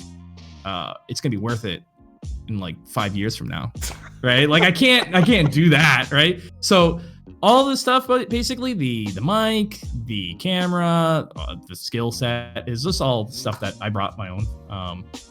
And eventually, as the stream gets traction and more people start coming into the community and start, joining, we can start maybe, I don't know. What do you guys think? Doing live streams outside. I don't want to be a J vlogger, but I think some people are interested in that. I mean, it's cool. Honestly, just like, the most interesting part of this stream is that we can actually talk to the developers. That's like unheard of. But like, if you wanted to build on it, then I do. You know what you could do? You could do what here's what would be actually incredibly interesting for us as as people overseas. If you wanted to go out and walk around and like do something outside, you could go to like an event, a competition for like Samurai Showdown, and then we can meet. We can see what it looks like from the outside perspective, because most of us we only see the streams perspective, and the streams perspective for an event is like just the players and like the screen. Yep. So if you could like walk around and meet people, and like that would be really cool. Yeah, I mean, I've been vocal about it before. There was like a Sam Show stream on the Sam Show channel, and it was all in Japanese. I was like, come on, what are you guys doing? Like, you had guys playing flutes, and there was like this dramatic, sword fight. And I mean, I get it, but like, come on, man, I mean, so it's just kind of pushing it. Like, you guys, you're going through the effort of this on Twitch. Like, it'd be kind of cool to have some kind of support for the people in the West in some way. So definitely pushing for that type of content, obviously. But again, that stuff, that's equipment. Somebody needs to pay for it. And at the end of the day, I got to make sure that they can write off on it. It's going to be a worthwhile investment. So that's my job. That's where I come in. I have to make sure that, like, hey, this is kind of good stuff and we can do it this way. But that takes experience, right? Yeah. So I have to build up to it. And show that, like, you have to show them the numbers, like you said, the data. Like, you have to show them, hey, we now have 900 viewers.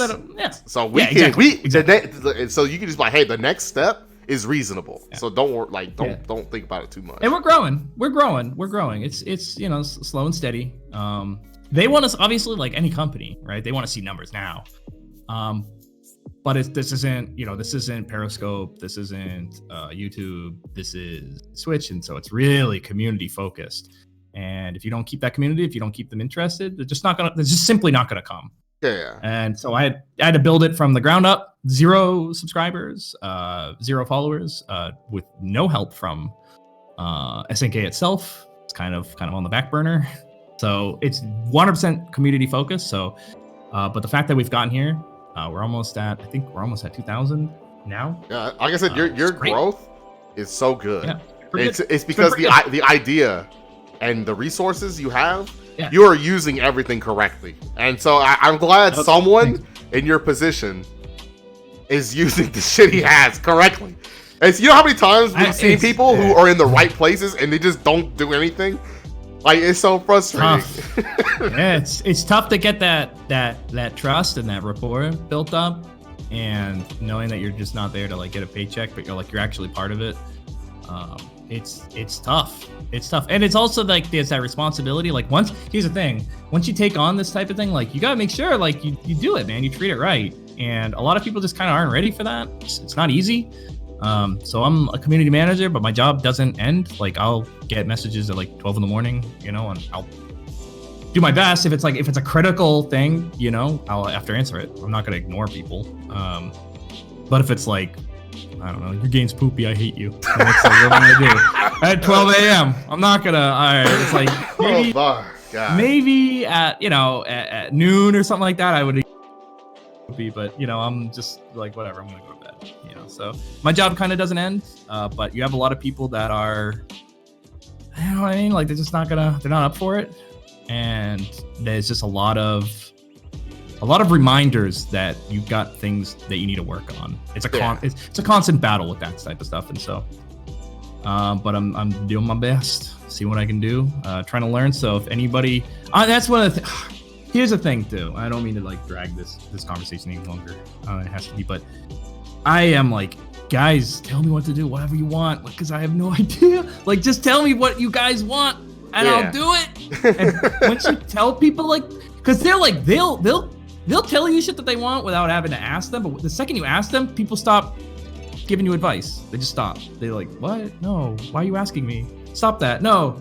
Like, once it comes to like their mind, they'll tell you. But the second you're like, oh, guys, here's the suggestion box. Help me out. Tell me what you need. Like, nobody wants to use it. And so it's tough. But I'm telling you guys one more time, this is your stream.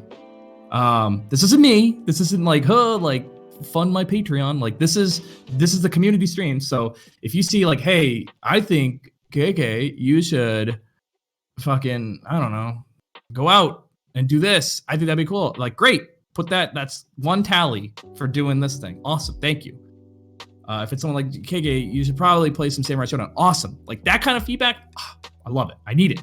At least it kind of guides me, because we're in this together. We're in uncharted territory. We don't have any other companies doing this kind of stuff, Yeah, that's why it's good. That's why. You know what I'm saying? Like, I haven't said you guys have anything control. about it. Yeah, you guys have control though. So just tell me, if you'd like. We had Gibby come on. It was awesome. Gibby came on and people really, really enjoyed that. So having actual conversation with actual players, I think it'd be great. So I want to work more on that. I got a lot of feedback from that. People really enjoyed that. Things like this podcast, really fun. So yeah, this is at the end of the day, it's yeah. I mean, you're definitely in the right direction. I would have told you. Thank you. Trust me. Out of all the people in the community, I would have probably said something by now. Be hard on me. Don't take off the kitty gloves. Go hard on me, man. Because like, I just want to do good by you guys. And that's the only way you're gonna survive in this industry. You don't get by on just like, half good deeds. You gotta go in for a penny, go in for a pound here, and that's the only way we're gonna be able to even stand up to like these mega corporations that are now joining the FGC. Like I can't obviously like name names, name company names. No, but trust me, I know. Bro, the amount of money I know that is going into some of these companies, like this is like Disney levels. Like they can make you disappear and no one would know. Like they could erase you from like the existence. Like take you out back, 2 shots in the head, like erase your internet profile. Like, this person just went on a vacation. Like, if you screw with these type of people, man, like that's how much money they have, and like this is our competition. So I feel like y'all's company, yeah, y'all have the history and the creativity really with your Yeah. games in order to Oh, stay yeah. alive. But the only thing I will have to say is that the decisions they make in order for fighting games specifically, anyway, because that's just what they've been making lately. That's what they've been making lately. Yeah, definitely. And they need to focus on the not just Japan, because what happens is I think they base their game like on arcade designs that no longer are relevant in today's like this like fighting game design. So like they need to they need to change it like now I can actually talk a little bit like about the game itself. Like Samurai Showdown, the fighting game is fucking phenomenal and I love it, and everything else about it is great. But the problem with Samurai Showdown right now to me is that it's only a story mode and it's only fighting. And I know that sounds weird saying that that's all it is, but I just don't think I'm not gonna like name game. I know you can't. I can't name games because I don't want to like put you under fire or anything. You can. I mean, it's if I 15 years ago. I will say this is that okay. So like if you look at like a game like Street Fighter 2, right?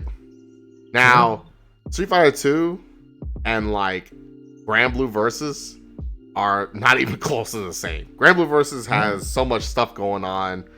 And I don't play that game because I don't enjoy the roster because I don't like the fucking designs because I'm not into the JPEGs that are designed for fucking South. Bro, I am all about that shit. Like, dude, side games of me, man. So you were a Shadowverse guy. I know Shadowverse. I was even worse, dude. Here's the thing. I want to get. Oh man, I was Princess Connect. Oh my god! I still talk. Bro. Loved Princess Cat. That was my jam. Oh man, I was esportsing the shit out of that game, dude, for like a good year and a half. I was like top 100 guild, like no joke, hardcore into that game. Loved it. And hey, I mean that's the thing. Like we're playing, that's our competition is some of these great companies, but boy, I'm telling you, man, they know their community's really good, and the type of stuff that they made, like the fan service stuff in that game, not just like what we think of like fan service, like, but actually like, wow, this is a really this is popular within the community, and they actually put it into the game. Like, damn, that's sick. Like things like that, they do that all the time. Yeah, like obviously, it's really nice. Two types of fan service exists. There's just the bad, and then there's the hey, we did this story-wise because y'all have been wanting this, and we put this together. Those are the moments that are like big. To me, that's like amazing when people do shit like that. Yeah. But like the other kind of fan service, I'm like, I don't want none of that. I'm all for that too. Like, give me it all, baby. I love it. Okay. So like Metal Slug Attack, like, oh man, every week. You're gonna give me that every week? You guys are crazy. I love it. I'm dying. I'm such a I'm a degenerate real bad. But I just at the end of the day, it's just media consumption. Yeah, you're right. CD headness, and so, but I love it. I don't know. I there are some people that don't like it, and I get that. I totally feel you. But I just can't. I can't play a fighting game like that. I play Shadowverse like crazy. That's oh dang, dude, you got bad. Yeah, it's like cart games. Ooh, I'm scared of those. No, like those are rabbit holes. Those are rabbit holes. Trust me, they're very bad rabbit holes. That's a rabbit hole to hell because like, card games, there's no happy ending. You literally just lose money, and then you don't come. And then you can't keep winning because you have to keep buying. Look good. Like the graphics nowadays, the way that the presentation looked awesome. Before you had to use your imagination. Now they're like, it's crazy the way they look nowadays. In Shadowverse, you had what was the archer's name? I forget. Arisa, I think is her name. You talking about the Risa? You talking about the main protagonist? I guess she's not really the main. I guess she is the main protagonist. Oh, okay. I guess she's the elf girl that has the deck around like the woodland creatures and shit. They're just, I don't know, man. Their character design is so on point. Stupid. I like the character design of Shadowverse. I just don't like them in Grand Blue. Yeah, but I hear you. No, I hear you. They got their costumes. I just still like, but yeah. So like the whole reason I even brought that up is that I just hope I hope that like, I know you're the community manager, so I'm just relaying to you that it's important going forward that maybe you can tell them that they need to look at fighting games as a more complete package, because they do, man. Because it's just hard to justify. Some of the it's hard. It's just really hard to justify. It's hard to justify arcade level game. Like it's so bare bones these days. And so long as I'm gonna be 100% real with you, man. If you make like a little bit extra, like if you just make a little bit of a side thing we can do, and then also on top of that we have good net play, you won't hear a peep out of anybody. I'm not even joking. Like you won't hear a damn peep out of anybody. So like that's one of the things. That's all right. So it's like when SNK, I mean, it's kind of pretty obvious at this point. Whenever they make a fighting game, it's like number one, flat out, above everything else, is like gameplay has to be tight and cool and good and fun, right? So it's like, all right, cool. Like Sancho, we got that. It had a massive change the first or second patch. The walk speed was changed. We had characters that were crazy, and now they're like kind of okay, and a lot of the game changed. But we're professionals in the industry. Things are doing. What can we do? And trying to work within our limits. It's tough. It could go either way. Fighting games, we've seen games. It's just like the movie industry. You'll see movies out there that you'll hear about them in the box office. They're flops. Yeah. And it happens. And when you're a company like us, you got to make sure like it's good, right? But you can't overextend yourself too much. We don't really have too much freedom, but I mean, you guys have known, like that's why a lot of people keep coming back to SNK games. It's that the gameplay is tight, it's reliable, it's mad good, it's fun, feels good, feels like an SNK game. And when they were making Sam Show, one of the big things was going back to our roots. This is something we talk about a lot, especially for Sam Shows, because you guys had 5 was very Sam Show, right? Then 6 came, and it was like kind of combo heavy. Yeah. You know what I mean? That's not really. It's like it says Sam Show, but you know what I mean? Yeah, it wasn't even a lot of the characters made for that version, and the character designs that came from that game, and the combo system were like completely not even close to what it was before. You know what I mean? Yeah. Yeah. So we wanted to take a step back and all right, let's get Sam Show. But again, when you take a step back, you're going back to that type of standard, which was the arcade scene, the arcade style, where it's just like, Now I agree. Like it's the bar has been raised so high in the FGC that it's tough, man. It's really hard, and you'll see some games out there that'll get like indie games get away with it because they're in for the sole fact that they're indie. Yeah. But it's you're right. Like obviously SNK needs to be held to a higher standard. And we're trying our best. We have some of the best people in the industry here working hard. But it's still. I know it's coming out of a hibernation. Yeah. We're coming out of a 10-year almost hibernation. I mean, the last game they made was KOF 14, and it was depending on who you are, it's either the best has the best gameplay out of all the KOFs, or it's terrible. I never want to look at it again. I mean, it really depends. It played fine. Honestly, the only thing I will say that is that they KOF 14 they constantly improved the gameplay, so that was a good thing to see. That if you look at the patch notes, oh my goodness! I mean, I'm glad I wasn't back there. That first look, Sam Show 1 was Sam Show's first patch was fucked up. Because a lot of the risk rewards fucked up. Let me tell you about KOF 14's first patch. That shit was fucked up. I know if you've seen the patch notes, you weren't here. That shit was fucked up. Like there was so many characters in that first person of the game that had no risk, and then they would just win. So like after the first patch, the game was much better. But it had lost a lot of attention by then because people were not enjoying Nakoruru. It's tough. Because she's like her. What is it? Mama Ha's like a. Her Mama Haha was so ridiculous, and her crouch heavy in that game reached the top of the screen, and it was like hit convertible into a safe low. It was super cheap. Oh man, she is not even close. I saw like some of the pre-patched Rock gameplay, and it's just like you just keep grabbing you, and yeah, that kind of recently just came up on Twitter. But that's one of the things too. You're trying to kind of, man, it's like fighting games is a whole demon It's only a demon. You're looking through the fog, and like here you go, like you release it, and because you can only do so much bug testing, right? Yeah. Like, now you're going from a bug testers of maybe 10 to 20 to maybe 30 people to hundreds of thousands of people, right? And it's just like they're gonna pick up shit you guys never even dreamed of, right? To test for, and it's tough. Like, oh, if you do this, you're gonna be able to hit confirm to this, and then infinites. It's super hard to test for that kind of stuff. Now again, that's me.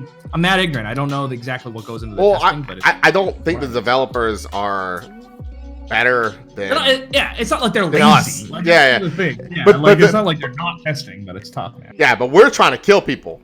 So like we're trying to find the cheapest shit as we can as fast as possible. So like developers are trying to make sure the game runs and it plays the way they intend, right?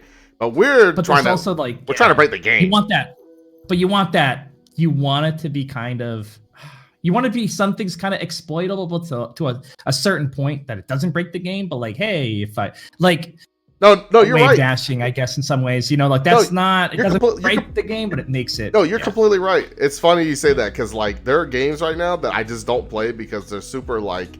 So here's the problem with like Street Fighter V specifically for me is that the developers made the game intended so the characters do not ever do anything that they did not plan for. So what ends up happening is that we feel really constricted as players at times because we can never find anything. Because if we find some shit, they get rid of it. But in Sam's show, I feel like I ain't worried about y'all taking shit away, honestly. Because like, y'all will not take. It becomes a problem. We had to fix some things. There were some things that were, for example, Shizumaru holding tap had to be mended. It was like something like if you can do a you can burst and hold tap. Yeah, and you still hold and tap and you still keep it. That was so cheap.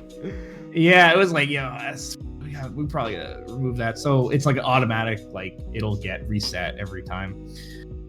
It's still like the most devastating and stupid. That's why it's like he's so hard to hit. It's just a nightmare fighting against that character. But at the same time, if you're someone good and you've been playing against him, you've been labbing against hey, there's a lot of tells. The character has a lot of tells. So is Shizu? Yeah. Well, let me tell you about. If you know what to look for, obviously. Yeah. Obviously, Shizu is like. Obviously, Shizu is not insanely busted. His actually, believe it or not, my main gripe with Shizumaru, he only two things is that he's the only character with a multi-hitting low that's hit confirmable into like a move that like kills in one shot, and then and then also actually his biggest problem from a competitor's perspective is that his JC is just like it shrinks his hurt box in such a way that makes it like beat or trade invincible reversals simply because of how early he can throw it out. And so what ends up happening is that it allows for some really degenerate moments that shouldn't happen, because if he jumps, he already can float, but he also has his JC, and then he can refloat. So it's tough. But it's like, again, you want to have these characters that give you freedom as a player. Like when he first came out, it was like backdash into like the umbrella spin and being able to like repeat that basically in tandem. And it's just, it was nasty. Like, and now I rarely see it because the execution takes so long. It's like not even worth it. But like, oh my God, when I was fighting against the first, like that was what people were just dancing on my ass. And again, I'm coming at this like as a professional, but we want to make players not feel completely dejected either. Like when I was playing, when Genjito first came out, when Genjito puts you in the corner, like just shut the game off. Like at that point, you're staying in the corner and you're dead. Like there's nothing you can do. He controls the game now, and you have to respect every goddamn thing he does. Like, oh, he's on the ground, gotta respect it. He can just wake up DP and ruin your day. Like there's nothing you can do. Just let him get up, and it's tough. I don't have a final say. Again, I have nothing to do with that. All I do is just take the comments and concerns of the community So it's like whatever, even if I have a grudge against it, right? But it's at the end of the day what the community wants and what they want to see more of. People wanted to see Mina. I'm super excited to have her back. Yeah, she's cool. But I like but that people she's in the game. don't like her in some like Well, 5 and stupid and 6, right? people don't like her because she's anti-fun. Yeah, and that's like, and so we try to mend that. We try. Well, to don't mend that. They need to get good. I don't give a fuck. They need to start learning how to beat zoners. Don't make zoning weak. Yeah. So yeah, the Justin Wong, school of zoning. Yeah, you got to learn how to dodge. Yeah, for real. Like people, there's some people like that hate people. Zoning characters will be hated no matter what you do, honestly, because they present a problem to the other person that cannot be absolved from just shoving their face in the guy. But it's like it's tough. It's she's tough not even balance, cheap. right? She's not even cheap. She's not even that good. Like from a perspective really, of if she gets one heavy slap. Yeah, it hurts. But so does everyone else. So like as like a competitor, that character, y'all's systems like already handle that. So there's no reason to make her weak because but we didn't make her. We didn't want. See, here's the thing. She's not. We wanted a net balance, right? Yeah. Because we wanted to keep her with all that, but we know like she can be cheap as fuck. But I think what they also wanted to have something to go with the story as well. And I don't think they didn't want just like this is the only character that's pure what is it, zoning only, right? Like we wanted to give her kind of, she actually has a backup plan as well.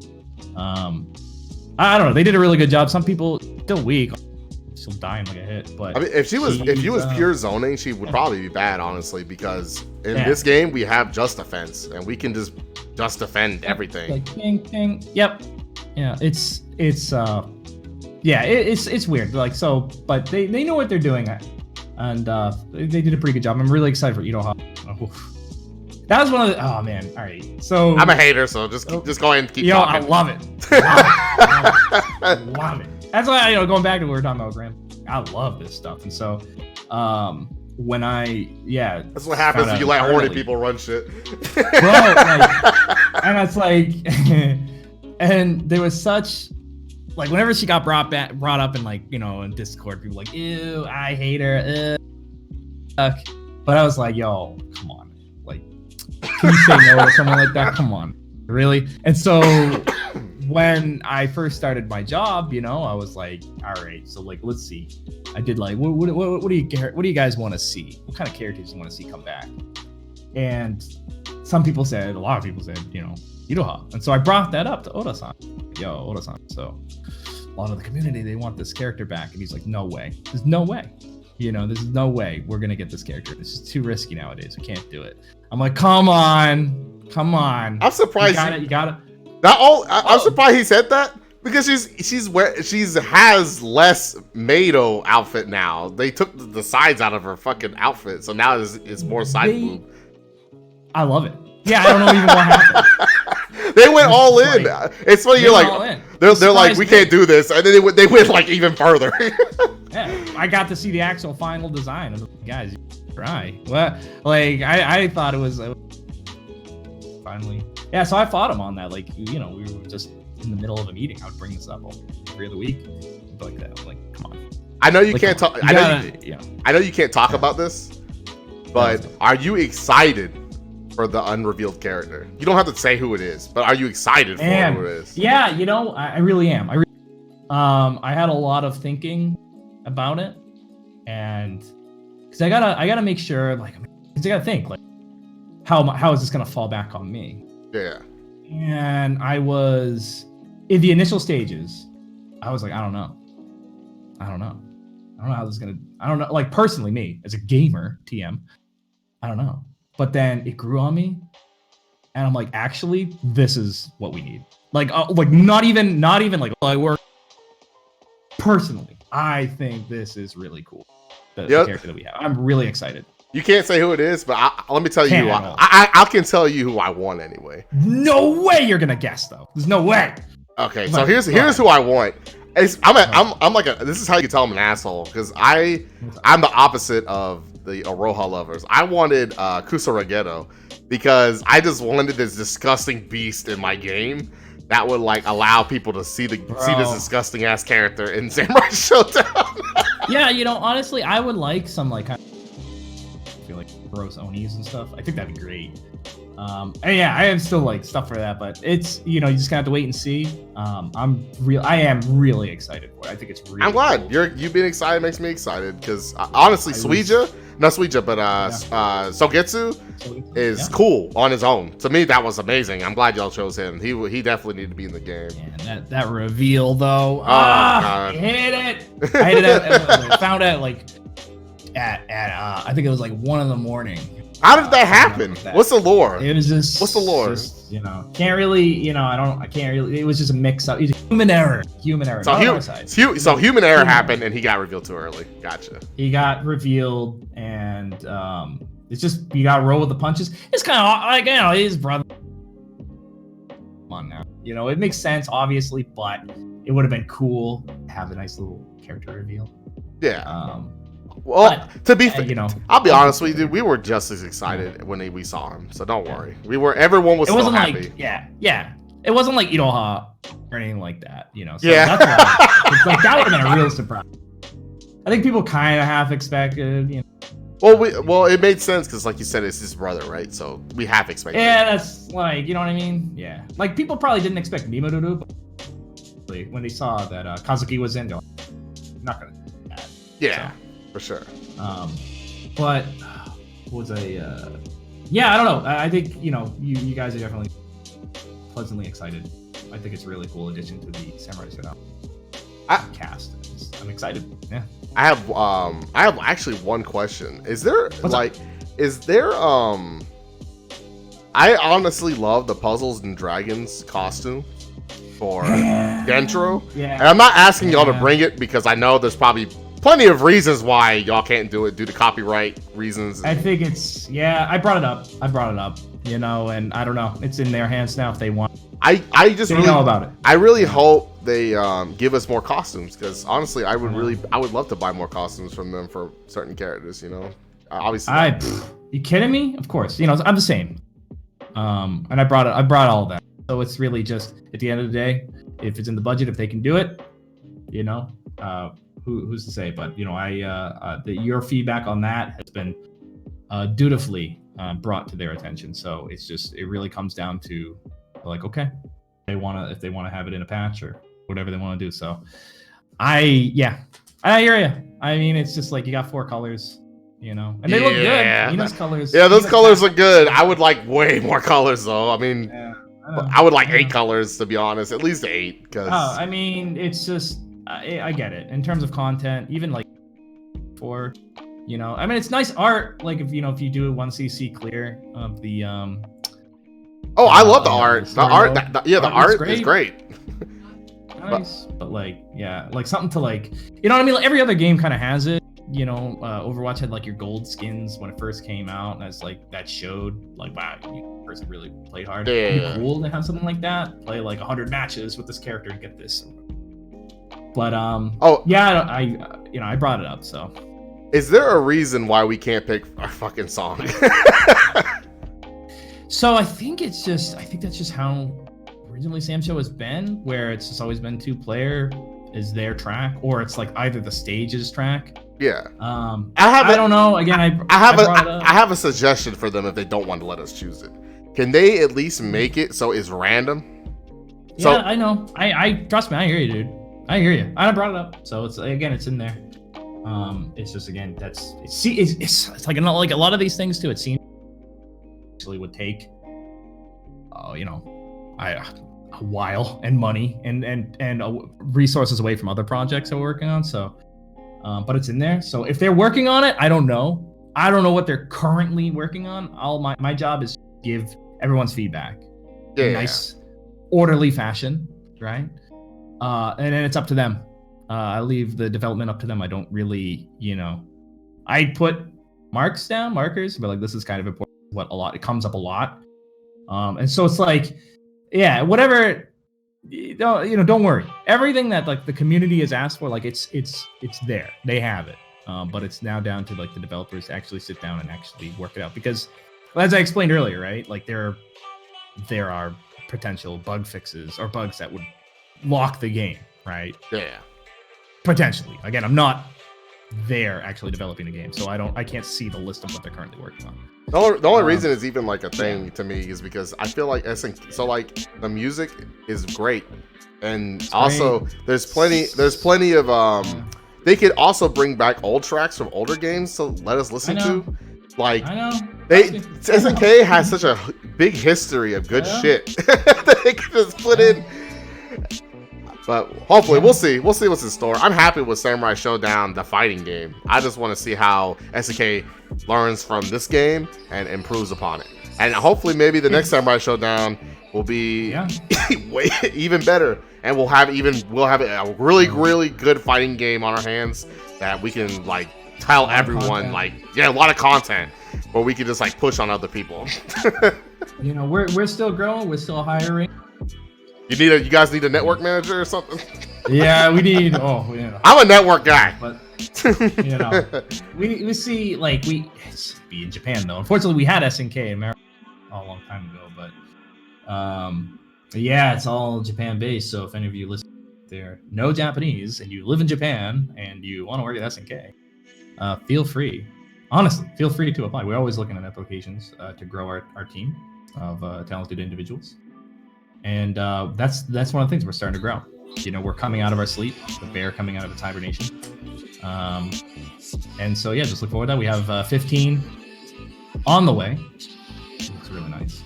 And so I think you guys are going to enjoy that. Really excited. I haven't, there's nothing really playable at this point, but I've seen what we're working on. I mean, there is, but nothing that, I can play. Yeah. I'm not privy to that kind of stuff. You know, I can look through. And even if I did, I put in, you know what I mean? Yeah, I looked through the glass and fogging up the glass. And, but you heard it from Crispy, guys. If you live in Japan and you're part of the FGC, definitely fucking try to apply for it. And give that way we have a direct infiltrator, to give. Absolutely. Well, it'll be like we have two. Come by the office. Office is always open, so for fans, I that's one of the kind of the things that I took upon myself is, you see this on my Twitter a lot, but just random fans would be like, hey, it's the SNK office, can I come by? And be like, yeah, I'll show them the lobby and just hang out. So if you guys ever find yourself in Japan and you want to check out the SNK, I mean, it's not it's not much. There's a couple just free play arcades and a UFO grabber thing, but come stop by, say hi. I have one final question. I think I'm gonna wrap this up. I have one final question. All right, sounds good. What's up? Why is your tag Crispy Kaiser? Ah, damn it! I thought I was gonna get away with that. Oh man, it's stupid. Do it. Just tell me. Just give me the juice. So I mean, it's something. That's the thing. People are gonna think it's something deep, like the lore. It's really not. I was 13, 14 when I came up with it, and it's just been my handle, my tag ever since. Among others, I was a really big Invader Zim fan. So me too, dude. I'm a huge Invader Zim fan. Yeah, Johnny Vasquez and all of his comic books. Yeah, Don the Homicidal Maniac. Yeah, those are. Did you watch Did you watch the Enter the Florpus? No, I haven't. No. It's really good. I heard. But I really like this comic book series a lot. So growing up, I had things like my tags were related to Invader Zim, and then it was related to Biohazard, Resident Evil. It was like the Wesker Biohazard. It's so goofy, right? Zombie Outbreak. Yeah. So I just cringy shit. But then you're dumb and you're a kid, and it was just talking with my friend. I was like, I need a new handle. Stupid. And dude, I don't know. I like the Burger King, man. I got that BK broiler, baby. I love going to Burger King. Love Burger King. So I was with my friend. We were eating at Burger King because it was literally 5-10 minute walk from my house, right? So and they had a House of the Dead cat. And I was like, yo, man, I want my name to be something with to do with food. I like burgers. And then we were like, King, dude. And I was just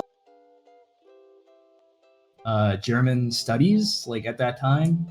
We're like, dude, what if, man? Like this is like what one of the things thinking of like, what if we had lost the war, World War II, and like the world was like run by the Germans, and it's like, dude, we wouldn't have Burger King, we would have like Burger Führer. I was like, yeah, that's cool. So it's like Burger Führer, that's neat. I was like thinking about having that as a name. I was like, I don't know, man. What else? What else? And it's like, and then it was like, well, we wouldn't have Krispy Kreme, we would have Crispy Kaiser. I was like, oh my fucking god, that's the lore. Oh damn, that's it. It's so dumb. And I love donuts. I love donuts, and I was like, yo, I'm a Crispy Kaiser. And that's it. That was it. That is amazing. I'm glad you told that story. I'm so glad you told that story. I mean, because we had we had Dunkin' Donuts and McDonald's and KFC and all like in a strip near my home, like literally walking distance. But it's like I always wanted that Krispy Kreme, dude, because we didn't have like you had to go into Boston if you want Krispy Kreme. And yeah, so it's like Crispy Kaiser, yo, I'm digging it. So do you get to indulge in Krispy Kreme over there in Japan? We do have a couple, but it's like, dude, it's like $2 a donut. Like, give me a break. What? $2? I don't know. What is it like in the States? How much is it over there? Is it $2? Is it? I mean, like Japanese yen, like 200 yen. Yeah, 250 yen. I mean, I can get a whole bag of Krispy Kremes for like $4.50. Get out. For like a bag of crullers from Krispy Kreme. Like, get out. Like they're tiny. They're the minis, but it's like $4.50. Yeah. There's no way. It's super expensive here. Yeah, it is. That's because you're importing that sugar. It's like, bro, it's sugar though. Like, come on. Yeah, it's the McDonald's here is still good. McDonald's Burger King game is pretty good. Taco shit. Don't get Taco Bell in Japan. But yeah, the Krispy Kreme is a little too out of my price gauge. Yeah. Nah, at worst here it's like $1 a donut. Unbelievable. I would be huge. I would be enormous. But I'm just buying like the bags though. So like if I went to like an actual Krispy Kreme, I don't know what their pricing is. I'm buying like the prepackaged bags of Krispy Kreme crullers. Oh, they have They prepackaged? Sick. Yeah. Like I was all about the double D's, man. The Dunkin' Donuts. I used to go there a lot. Not tits. I was gonna agree with you. Donuts, all right? Dang. No, yeah, I love it. And, I like both. I used to go there. Yeah. But yeah, oh man, this has been it's been really fun. So yeah, maybe we could do this again. Oh yeah, we could definitely do it again. I didn't realize it's been 2 hours, but you know, you had good. Hey, it felt like you had a lot of things you wanted to say. Bro, I could go on, dude. I can go on and on. I love it. I love talking and you know, especially engaging with the community. It's real fun, and so I'm not big as you, so obviously the viewership is not as high, but the VODs get a lot of traction, so at least people will come back and go back and watch. Really? No, dude, I don't care about, dude, you know. Well, maybe, I don't know. We'll see. It's about you and me.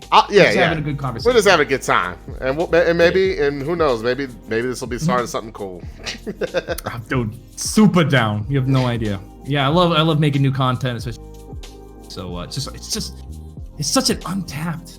People are trying to like make content, but I feel like there's so much potential. So yeah, I'm trying everything. Yeah. I'm doing this podcast, I'm doing edited tutorials, and I'm doing Casa de Sam show, which is we were like a round robin here in Georgia, where like most of the best players.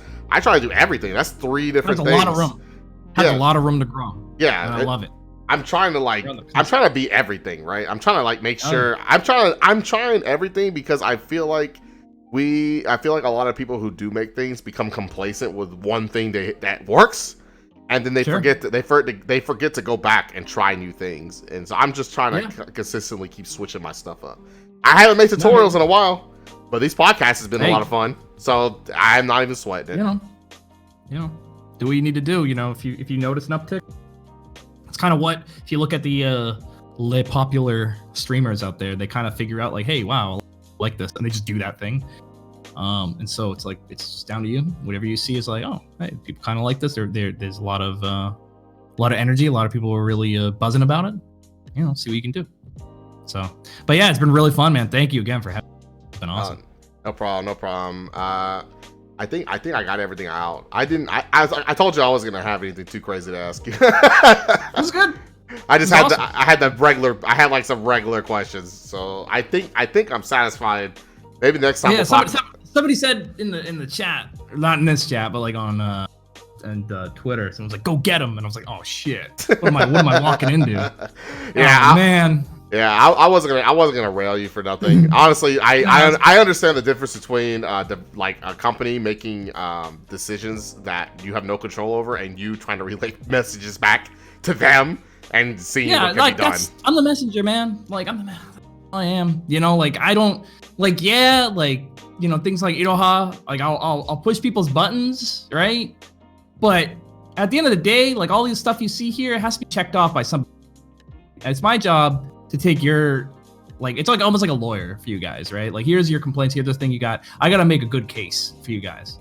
Yeah. And to make it to that, it's not just in passing. And that's what I do. So I'm the messenger. Yeah. Don't. And so you hear that, chat? Don't fuck with this guy because I will be pissed. Because that's all. We don't. That's it.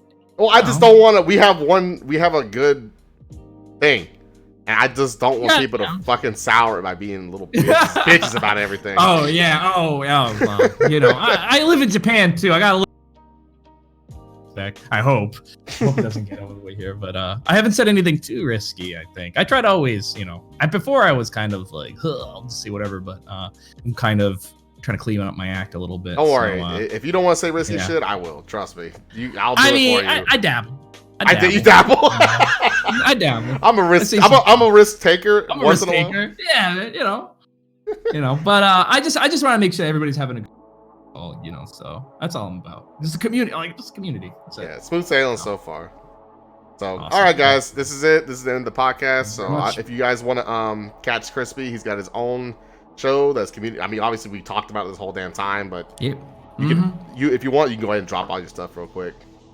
Oh yeah, you want to do like a quick plug? Yeah, just go ahead and plug yourself and what you do. So yeah, as you guys probably know, we talked about it quite a bit, but Kaiser Wave, it's on Twitch, Kaiser Wave, one word, and this is basically the hub for SNK content, official SNK content that I run in-house at SNK in Osaka, Japan.